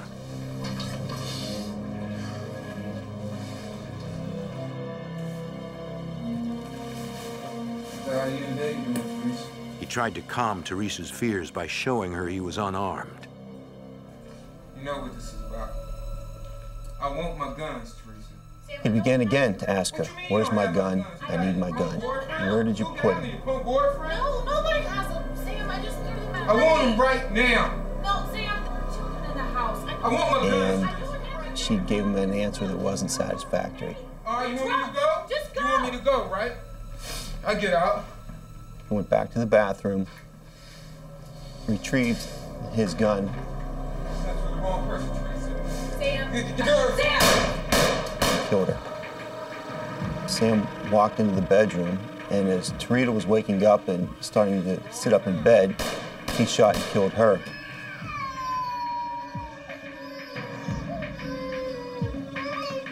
According to Montgomery, Carson got rid of any evidence that linked him to the crime scene.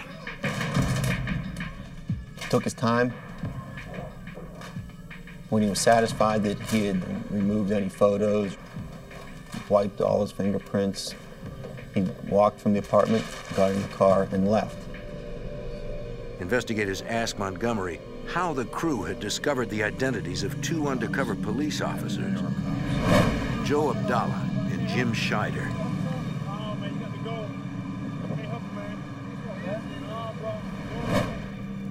Montgomery admits that someone from the other side of town recognized them as law enforcement and told Vincent Hill.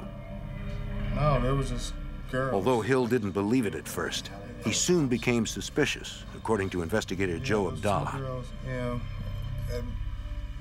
Back in the On a subsequent buy we made after that day, they followed us in the truck as we left and followed us back to the FBI building where was our meeting spot after the buys took place. And that's the date they quit selling to us. Lissy isn't taking any chances with this witness. He decides to move Montgomery out of state for his own protection. In the fall of 1997, Montgomery pleads guilty to 7 murders. As part of the plea agreement, the court seals details of his sentence and whereabouts.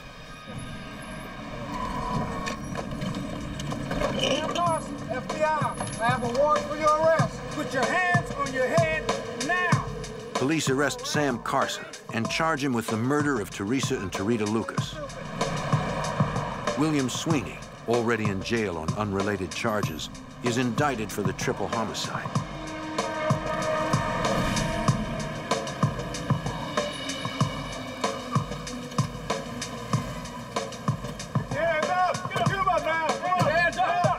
With Montgomery safely hidden, law enforcement begins to dismantle the K Street crew's infrastructure.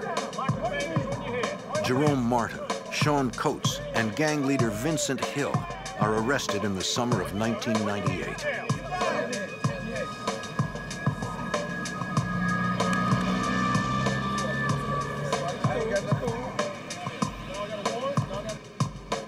A federal indictment charges the gang with 13 murders, 87 counts of racketeering, drug distribution, kidnappings, and robberies. A federal judge permits recorded testimony from Chrissy Gladden and Robert Butchie Smith to be introduced at trial. Even in death, the gang's victims point a finger at their killers. In 2001, every gang member charged with murder is convicted. They receive life sentences without the possibility of parole. Gang members not accused of murder plead guilty to charges ranging from kidnapping to drug trafficking. There's no doubt in my mind that if these guys stayed on the street, they would have continued doing what they were doing. That was their life. They knew how to sell drugs, how to rob people, how to kill people. Thanks to the tireless efforts of both the FBI and DC Metro Police, K Street is now a safer place to live. In Detroit, a brutal gang strikes again and again, targeting residents in terrifying home invasions. They attack quickly, take what they want, and leave no evidence behind. As the assaults continue, the FBI and local police join forces to stop the terror. In the end, authorities come face to face with a vicious gang that refuses to be taken alive.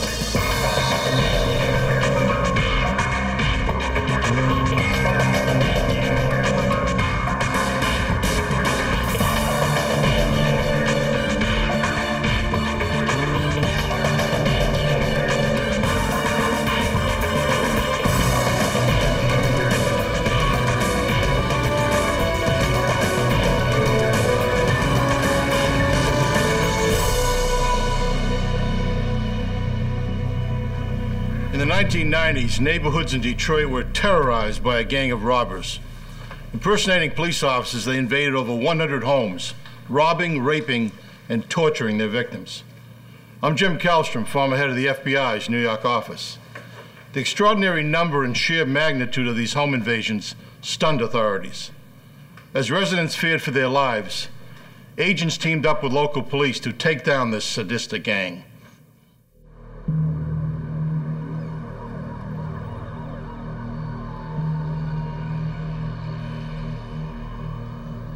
Detroit, Michigan, February 1994. In some neighborhoods, narcotics trafficking is a way of life, and drug busts by the local police are routine. This raid is anything but routine.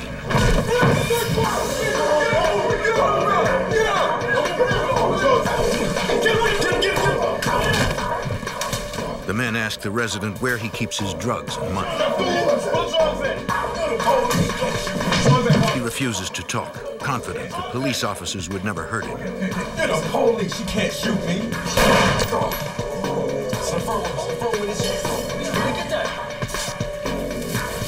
Hurry up, yo! Hurry up! I got it, yo, hurry up, hurry up, let's go! Hurry up, we got it!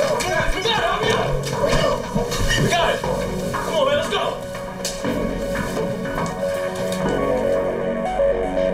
The man calls police and reports that officers broke into his home, assaulted him, then stole money and jewelry. The patrolmen know the resident is a local narcotics dealer. They also know there were no drug raids scheduled for that address. Could these home invaders be rogue cops? The incident is part of a wave of excessively violent home invasions plaguing Detroit. Give it up! I don't want to have to hurt you, old woman! Averaging more than one a week, they spread fear throughout the city. Give it up! The invaders leave no useful evidence behind.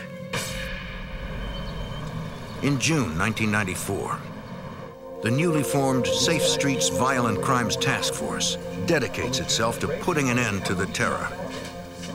It is comprised of Detroit police detectives and FBI agents, including Special Agent Michael Kosanovich.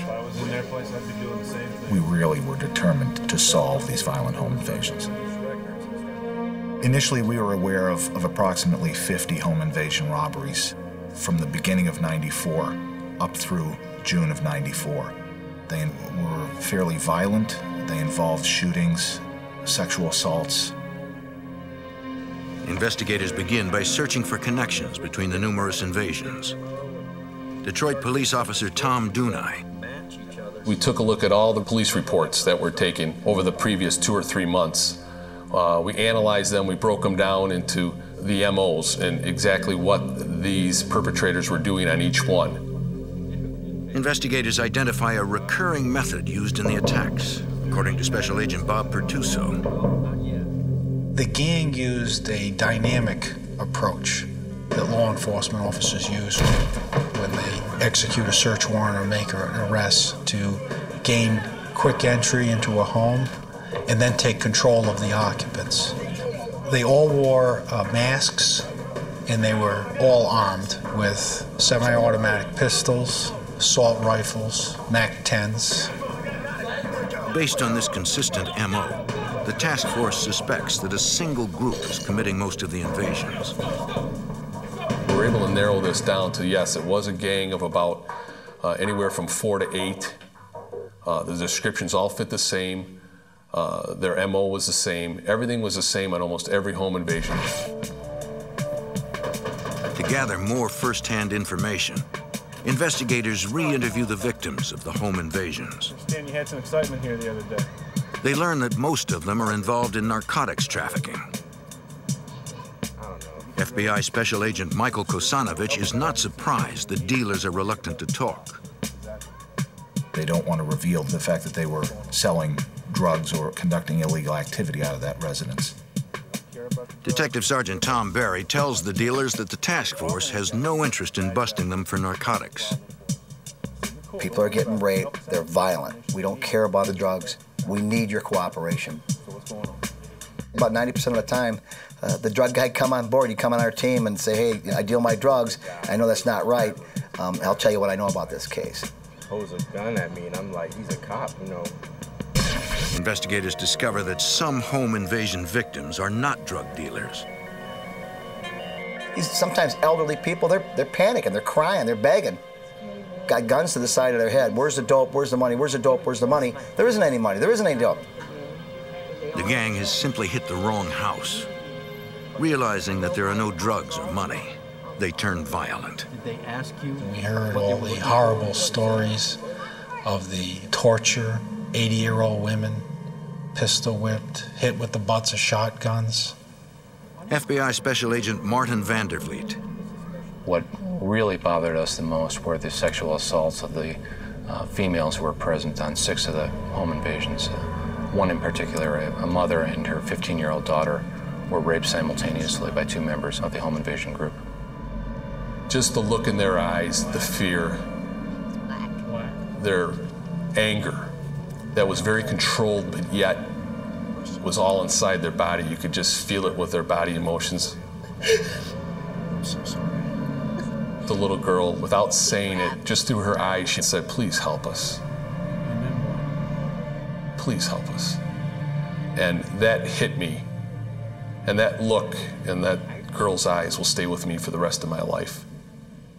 We told her that we would do anything in our power to bring these guys to justice.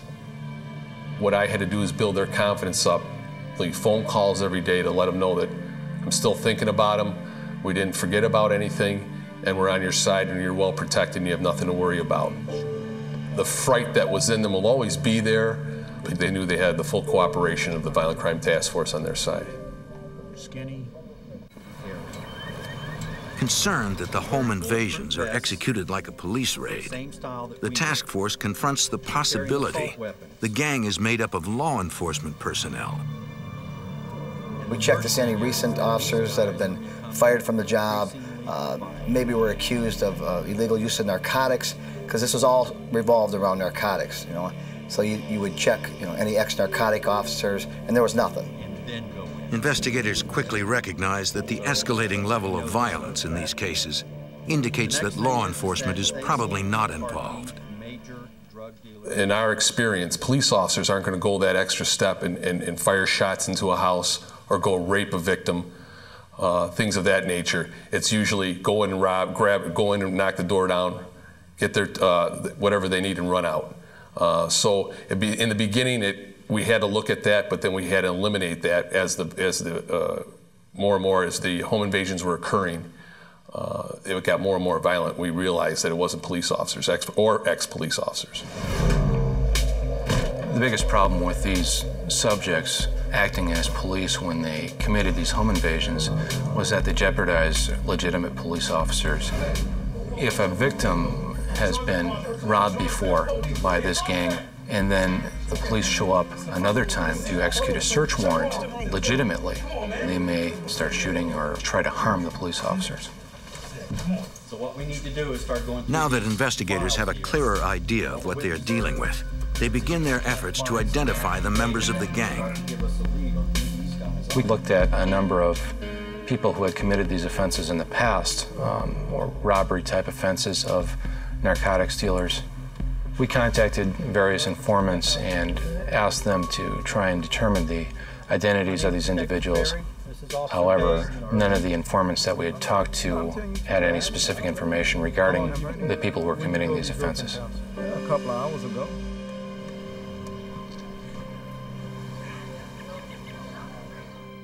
Over the next month, the home invasions continue, but the task force makes little progress. Every home invasion in the city of Detroit, where people went in posing as officers, we, the Violent Crime Task Force, would respond to it. So we got first-hand information, try to get a feel, are these our guys, are these not our guys, why are they or why are they not? Investigators carefully process each scene, but can find no evidence. Everything we did, we weren't getting lucky. We needed a break.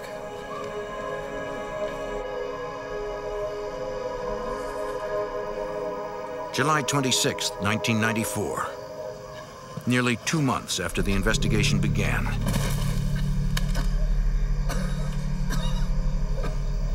Detroit police respond to a call about shots fired. They find a barely conscious man with multiple gunshot wounds. He has a gun, police jacket, bulletproof vest, and a ski mask.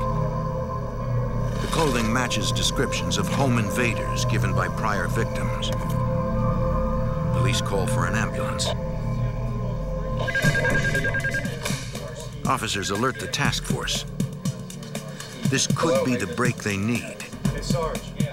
Here's a guy, he's got a gun on him, he's got a police vest on. And my only hope at the time was, please don't die. Please don't die. Agents rush to the hospital, hoping the man pulls through. In Detroit, a joint FBI and police task force tackles an epidemic of violent home invasions perpetrated by an elusive gang who uses police-style tactics. Authorities get a break when they find and arrest a critically wounded man who they believe is part of the ring.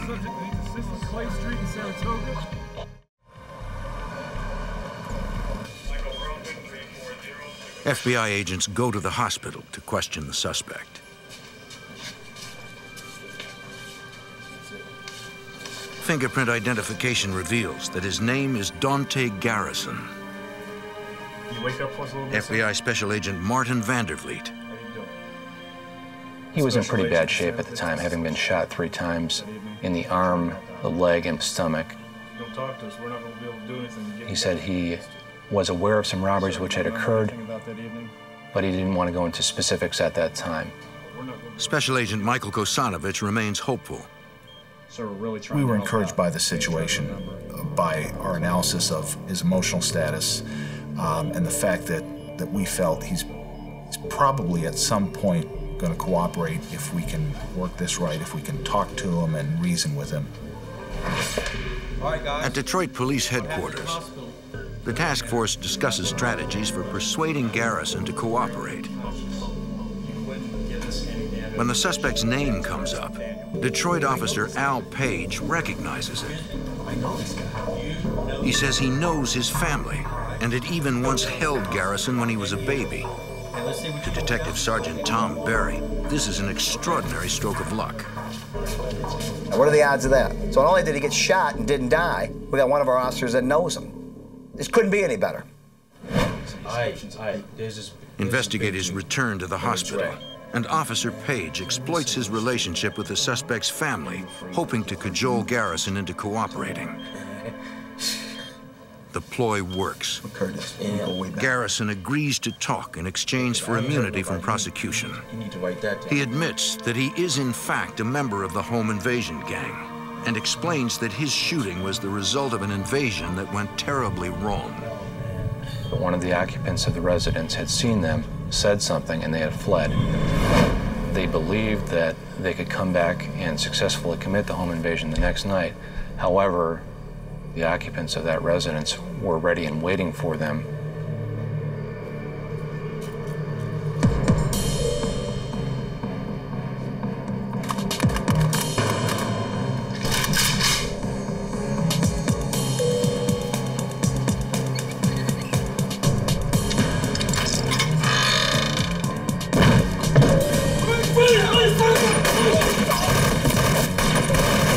Garrison was hit 5 times.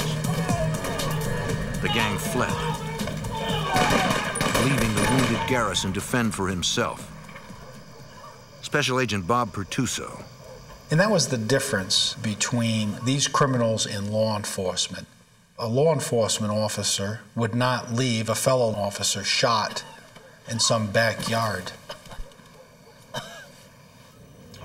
Knowing Garrison is in poor physical shape, the task force keeps the interview short. They need to keep him healthy. He was eventually moved out of the hospital and allowed to recuperate at home. Once he became capable of moving around without any assistance, it was decided that we should take him to an off-site location to have him fully debriefed.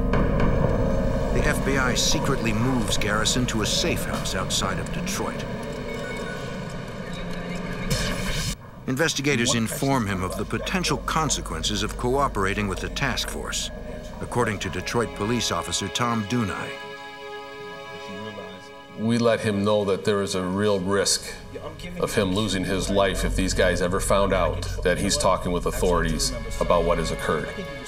And he wanted protection to make sure nothing would happen to him. And naturally, we gave that protection to him and let him know his name wouldn't be brought up until the day of court.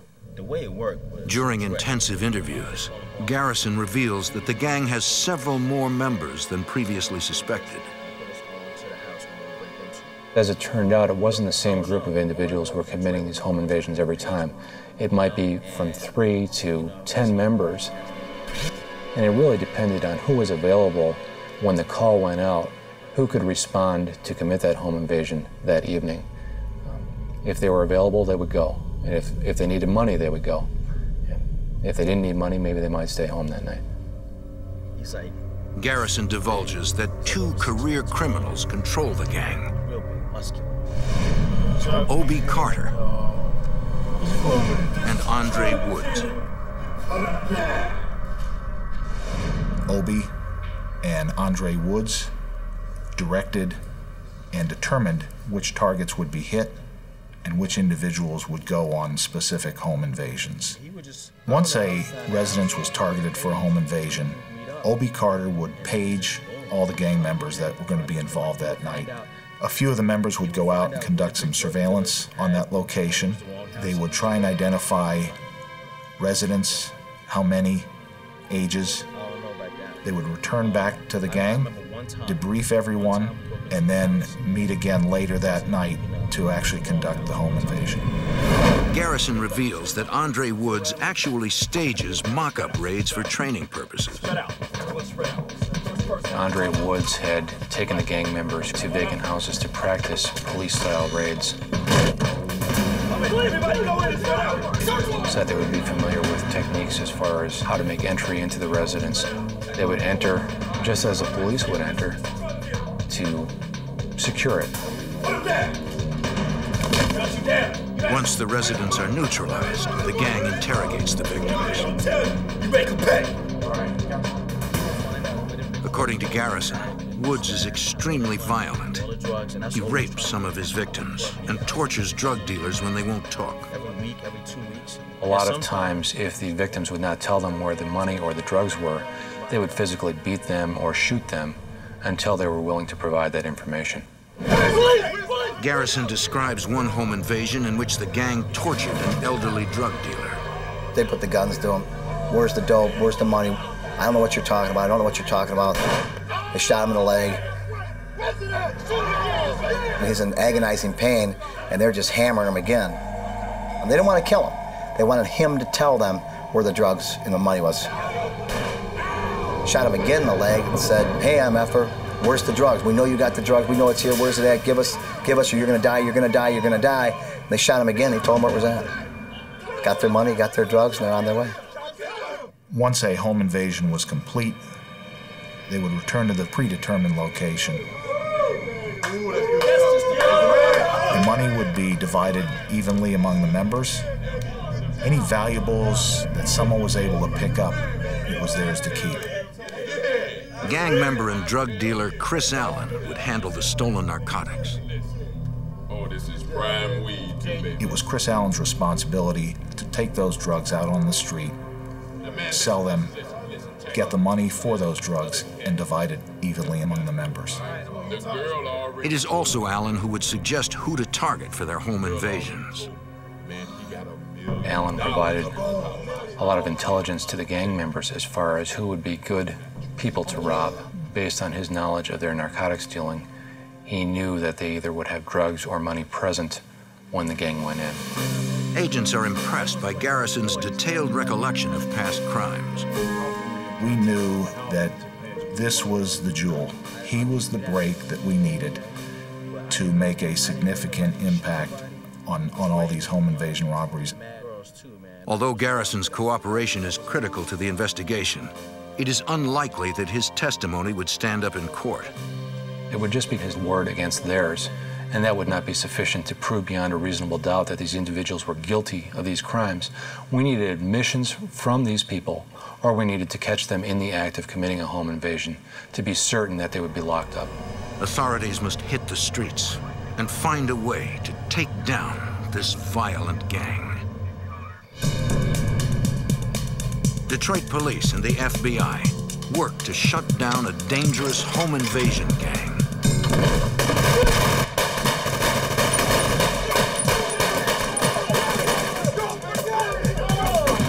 They get a major break when a gang member is found shot and begins cooperating with the investigation. Those are all the names I know. You know where they hang out? What neighborhoods they live in? Nah, man, they wasn't like my boy. A joint FBI police task force begins using the informant's information to identify more gang members, according to Special Agent Martin Vandervliet. A lot of them had criminal histories that matched up with what was occurring. We felt they were likely involved in this based on that. And we went out and did physical surveillance of their residences and could see that they were associating with other members of the group. Although investigators have received detailed information about the gang's infrastructure from their cooperating witness, the task force needs more evidence to build their case.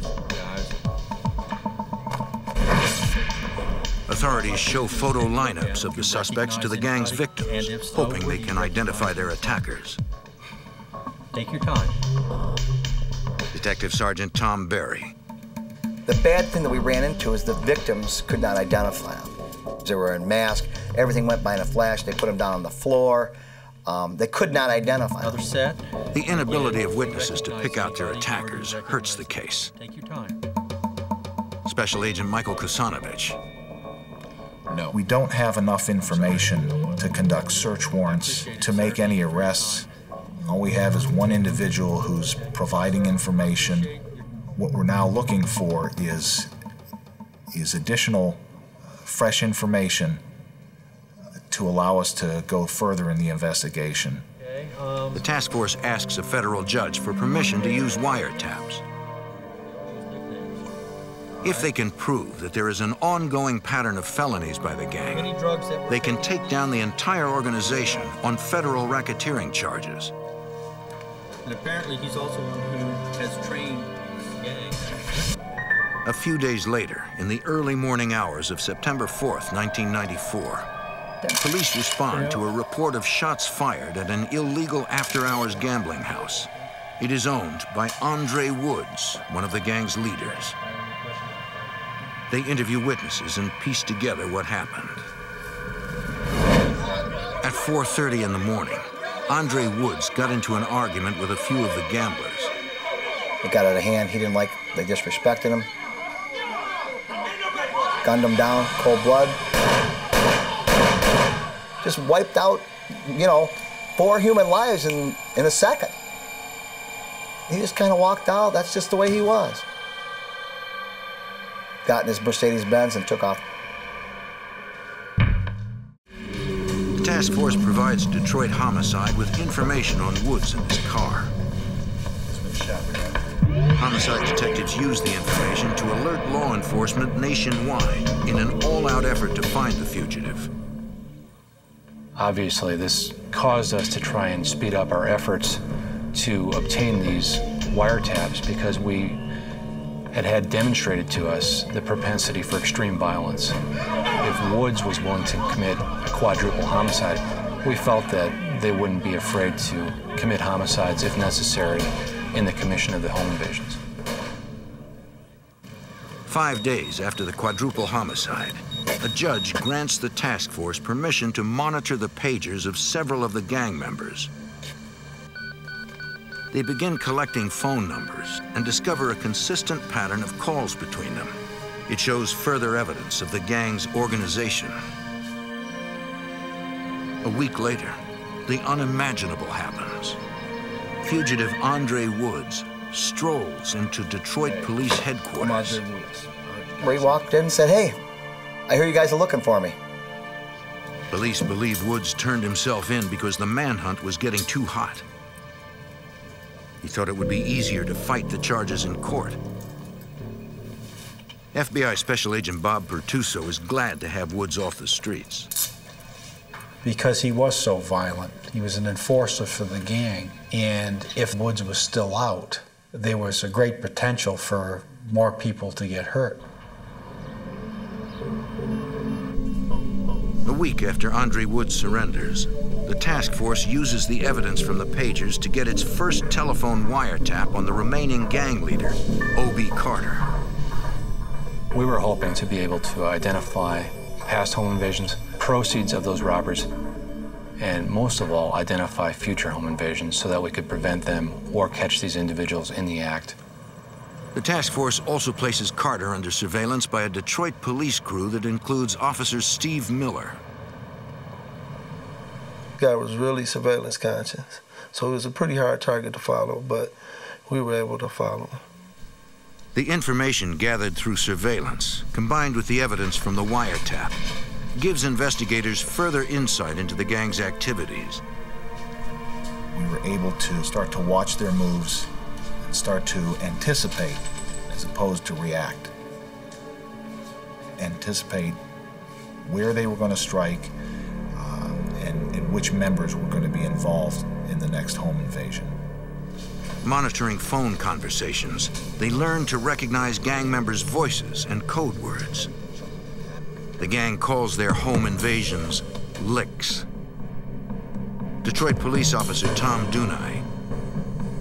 After we kind of knew that they had just got done with a lick, they all get on the phone and start talking about it and laughing about it and telling how much money they got out of a certain house or how many guns they got out of a certain house. Then they would talk about narcotics that they got out of the house. From these intercepted details of the crimes, investigators are able to connect the gang to specific home invasions. They weren't very descriptive, but they were descriptive enough where we knew what they were talking about, what they got out of the house. So we were able to match that up with the reports of the victims stating to us what was taken from the house at the time of the home invasion. But it is still not enough. We didn't know specifically which individuals in that group had committed the home invasions. We still needed more information, and we really wanted to catch them in the act of committing a home invasion. One night, a surveillance officer is watching a home where gang members are meeting. Suddenly, an unmarked Detroit police car pulls up. Before surveillance can radio a warning, 4 plainclothes officers jump out and head in the direction of the gang house. Dispatch tells surveillance that the 4 are working on another case, looking for a possible fugitive at the house next door. The officer is worried that the violent gang members don't know it.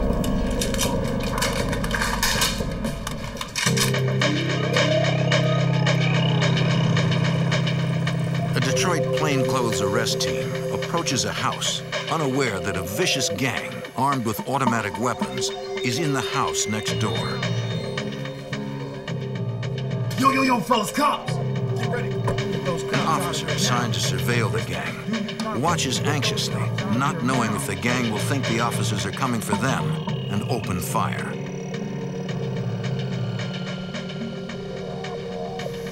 After a few tense moments, the officer is relieved to see no indication of a gang response.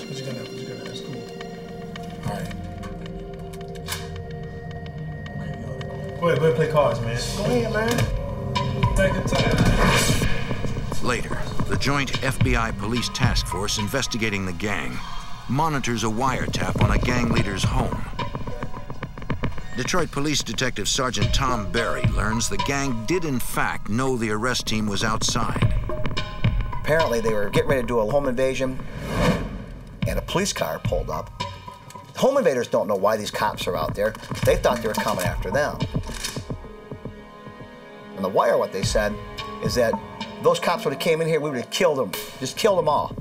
That made the hair on our arms stand up. Detroit police officer Tom Dunai is even more determined to get the gang off the streets as soon as possible. We started getting enough evidence on these guys via the wiretap that we decided that before somebody actually gets killed here, we need to do something quickly. But investigators need direct evidence of the gang committing a crime to ensure convictions under federal racketeering statutes. Taking care of the warrants? We Special Agent Bob Pertuso. Okay, great. They would be in possession of their weapons, they'd be wearing their bulletproof vests, they'd be in possession of the goods that they stole. To protect innocent bystanders, investigators decide to arrest the gang after they leave a home invasion. Special Agent Martin Vandervliet. We know they're going to be... We did not want to try and arrest them while they were in the house committing a home invasion and possibly risk a hostage situation. But taking down this brutal gang will be extremely dangerous. They had attempted to kill people, rob people, sexually assaulted women. Very violent. In fact, we had developed that information that they had planned to shoot it out with the police when confronted. Very difficult situation. We know they're going to have vests on. We know they're going to have automatic weapons. There was no doubt in our minds that these people, they weren't going to just throw up their hands and give up. They're going to shoot it out. You going with me out here for a minute? Because of the large number of individuals who were involved, as well as the weapons that they were carrying, they were heavily armed with AK-47s, MAC-10s, Uzis, all the dangerous weapons out there in the street. We believed that we needed to use a SWAT team to arrest these individuals. Agents meet with the SWAT commander who lays out the plan. The tactical squad responsible for making the arrests will hide inside an ambulance. And be taken down immediately. With its emergency lights activated, the ambulance will approach the home invader's vehicle from behind as if it were passing.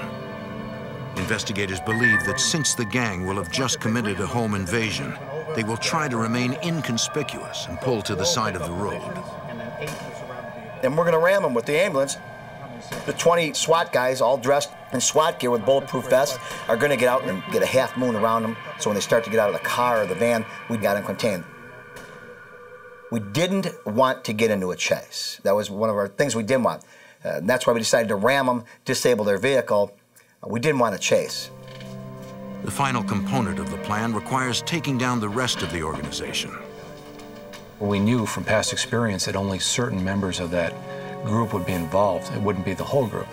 So we had other police persons ready to make arrests at other locations for whoever was not present during that home invasion, as well as to execute 6 search warrants. We had hundreds of agents and police officers involved in our plans for the takedown of this group. For weeks, the task force works around the clock, monitoring wiretaps, looking for the right opportunity to spring their trap. Then, on November 9th, they hear gang members planning their next home invasion. When we intercepted conversations about a plan to do it in 2 days, we were at a great tactical advantage. We had our federal search warrant signed, we had the assignments to conduct the searches, and of course the tactical people were actually going to handle the arrest. Unfortunately, gang members don't mention where the home invasion will be. We don't know where yet. The next day, surveillance watches 2 gang members drive through a neighborhood as though scouting for a potential target. The task force now believes they know approximately where the home invaders will strike. Police headquarters, November 11th. With the home invasion only hours away, Deadly serious. the task force goes over the plan with team leaders one final time. Their intent To underscore the danger the officers face, they play a tape recording of the gang's threat to kill police. We played that tape for the people who were going to take these people down later on. This is the real deal. We're not playing with these people. These people aren't playing with you. They have no hesitation of killing a police officer. And you can just see the officers just intently staring. You know what I'm saying? This is real. These guys are going to kill us. At this point, we had been investigating this group for several months, and it was a relatively long-term investigation. And I think most of us on the task force wanted to conclude it, wanted to get them arrested. So we were pretty excited. I think the adrenaline level was pretty high, and we really were expecting that this was going to be the conclusion. One way or another, we were going to get these people locked up that evening. SWAT gives Officer Steve Miller and the rest of the surveillance teams armor-piercing ammunition for their handguns in case the takedown becomes a gunfight. We knew these guys wore the same kind of armor we wore, you know, exact same stuff in there, and we knew that they were shooting armor-piercing rounds out of their weapons, so, you know, we had to try to at least be on level par with them. That evening, surveillance observes the home invaders traveling in 2 cars. They drive to the area they drove the day before. Everybody's tightening up. They drive by the house and they leave. Well, they don't do the robbery. So we're thinking, what the heck's going on? FBI Special Agent Martin Vandervliet follows the gang from a distance. We didn't want to get too close because we didn't want to risk these individuals seeing police in the area and possibly aborting their raid. The home invaders enter a dark alley and suddenly cut their headlights. They disappear into the darkness, making it impossible to tell whether they parked or continued through the alley. We're not panicking, but where the heck are they at? Where the heck are they at? Police cannot move in for a closer look without potentially blowing their cover. If the home invaders get away, they will be free to commit another heinous crime. The FBI and Detroit police tail a gang of violent home invaders, hoping to catch them in the act. Authorities are anxious to bring closure to a 6-month investigation. Here we go. I'll be cool. Yeah, just lay back here. Lay back here. Just be cool. But when the home invaders cut their headlights, police lose them.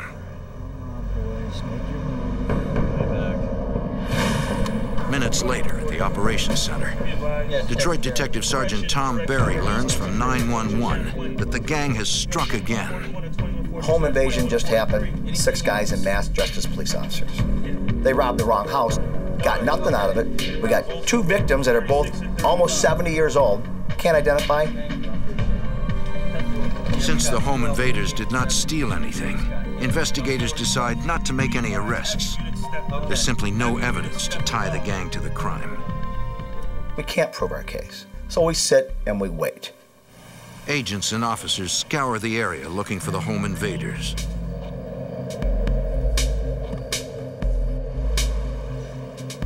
A Detroit police surveillance officer doubles back to the gang's meeting place, thinking they will return there after the invasion. When he arrives, he sees them coming out of the house, dressed in their raid clothes and getting into a van. It appears that the gang is heading out for another robbery.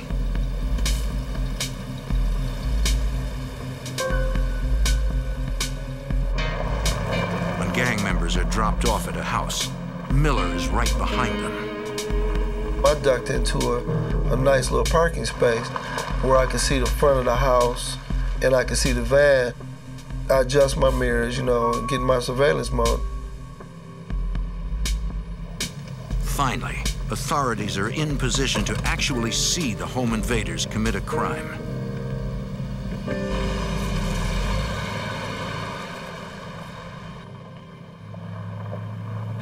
So the game plan was, they do the robbery, we can't stop it. If we go in, you risk hostages. We don't want hostages. We want nobody to get hurt.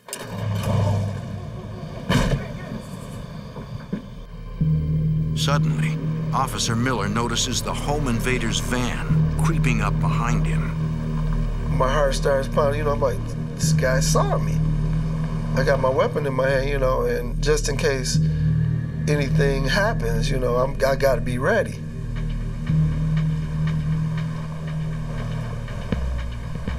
He just cruised by me. The van pulls up to the house. These guys came running out, just all kind of stuff in their hands, and they all jumped into the van. With a confirmed invasion, the task force puts their arrest plan into motion. Now we're ready to go. Now we're going to take them down. We turn it over to the SWAT team.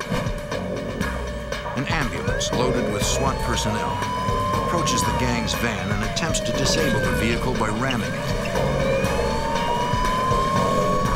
But at the last second, the van speeds up and the ambulance cannot make a strong hit. The van, which has more horsepower, easily gets away from the SWAT team. FBI Special Agent Martin Vandervliet. We obviously had a major problem. We had 6 highly armed individuals in a van, and we had to stop them. Surveillance teams begin pursuing the van, knowing the chase will likely end in a gun battle. FBI Special Agent Bob Pertuso. Whenever you have armed robbers running from the police, wearing bulletproof vests, armed with automatic weapons, once they broke through the attempts by the police to stop them, there was going to be a confrontation, absolutely. Officer Miller and the other pursuit vehicles continue to chase the van through the streets of Detroit. Suddenly, the van's rear doors open and the gang begins shooting at law enforcement. A SWAT sniper inside one of the chase cars returns fire.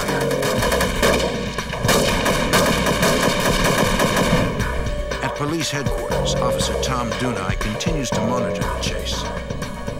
It was amazing because of what had happened, how controlled the officers were in the street. There wasn't any panic, but people were screaming shots are being fired. We even heard gunfire over the radio. That's how strong it was. And in my heart, I was scared for the officers at that point. Just stay with them. The chase continues for several miles. Then, inexplicably, the van stops. 4 guys bail out the van. They're firing at me, and I jump out my car, and I fire one shot. I get one shot off with my 9mm, and it jammed. Natural instinct was just, these guys aren't getting away. Let me chase these guys.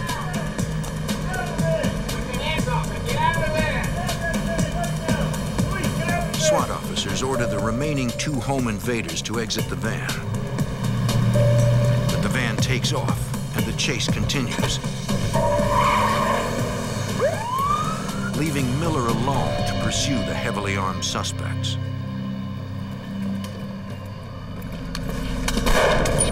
It was like I could feel the bullet going by. To this day, I can't explain to you why I didn't get shot. I say, okay, police, we got you surrounded, come out. Miller thought other officers were following behind him. He suddenly realizes he's all alone.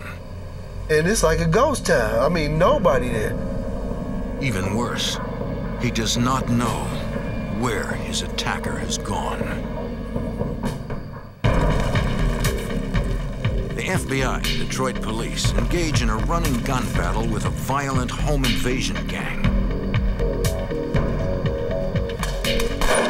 Officer Steve Miller narrowly escapes an ambush. When backup arrives, Miller begins searching for his attacker. We start going up eastbound on Pasadena, just checking. Sure enough, get about 5 houses up, and this guy is laying face down. So I'm like, okay, get up, get up. And, he wasn't moving, kind of lifeless, so I reached around the field, to see if I could get a pulse from him. He's dead. He's dead. He's later identified as Obie Carter, the gang's leader. The subsequent autopsy concludes that Officer Miller's first shot, an armor-piercing round, punctured Carter's bulletproof vest and fatally wounded him.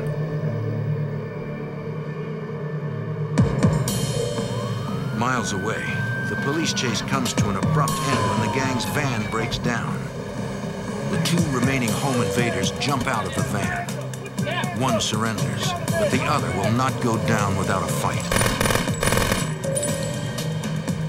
FBI agents pursue the fleeing gunman.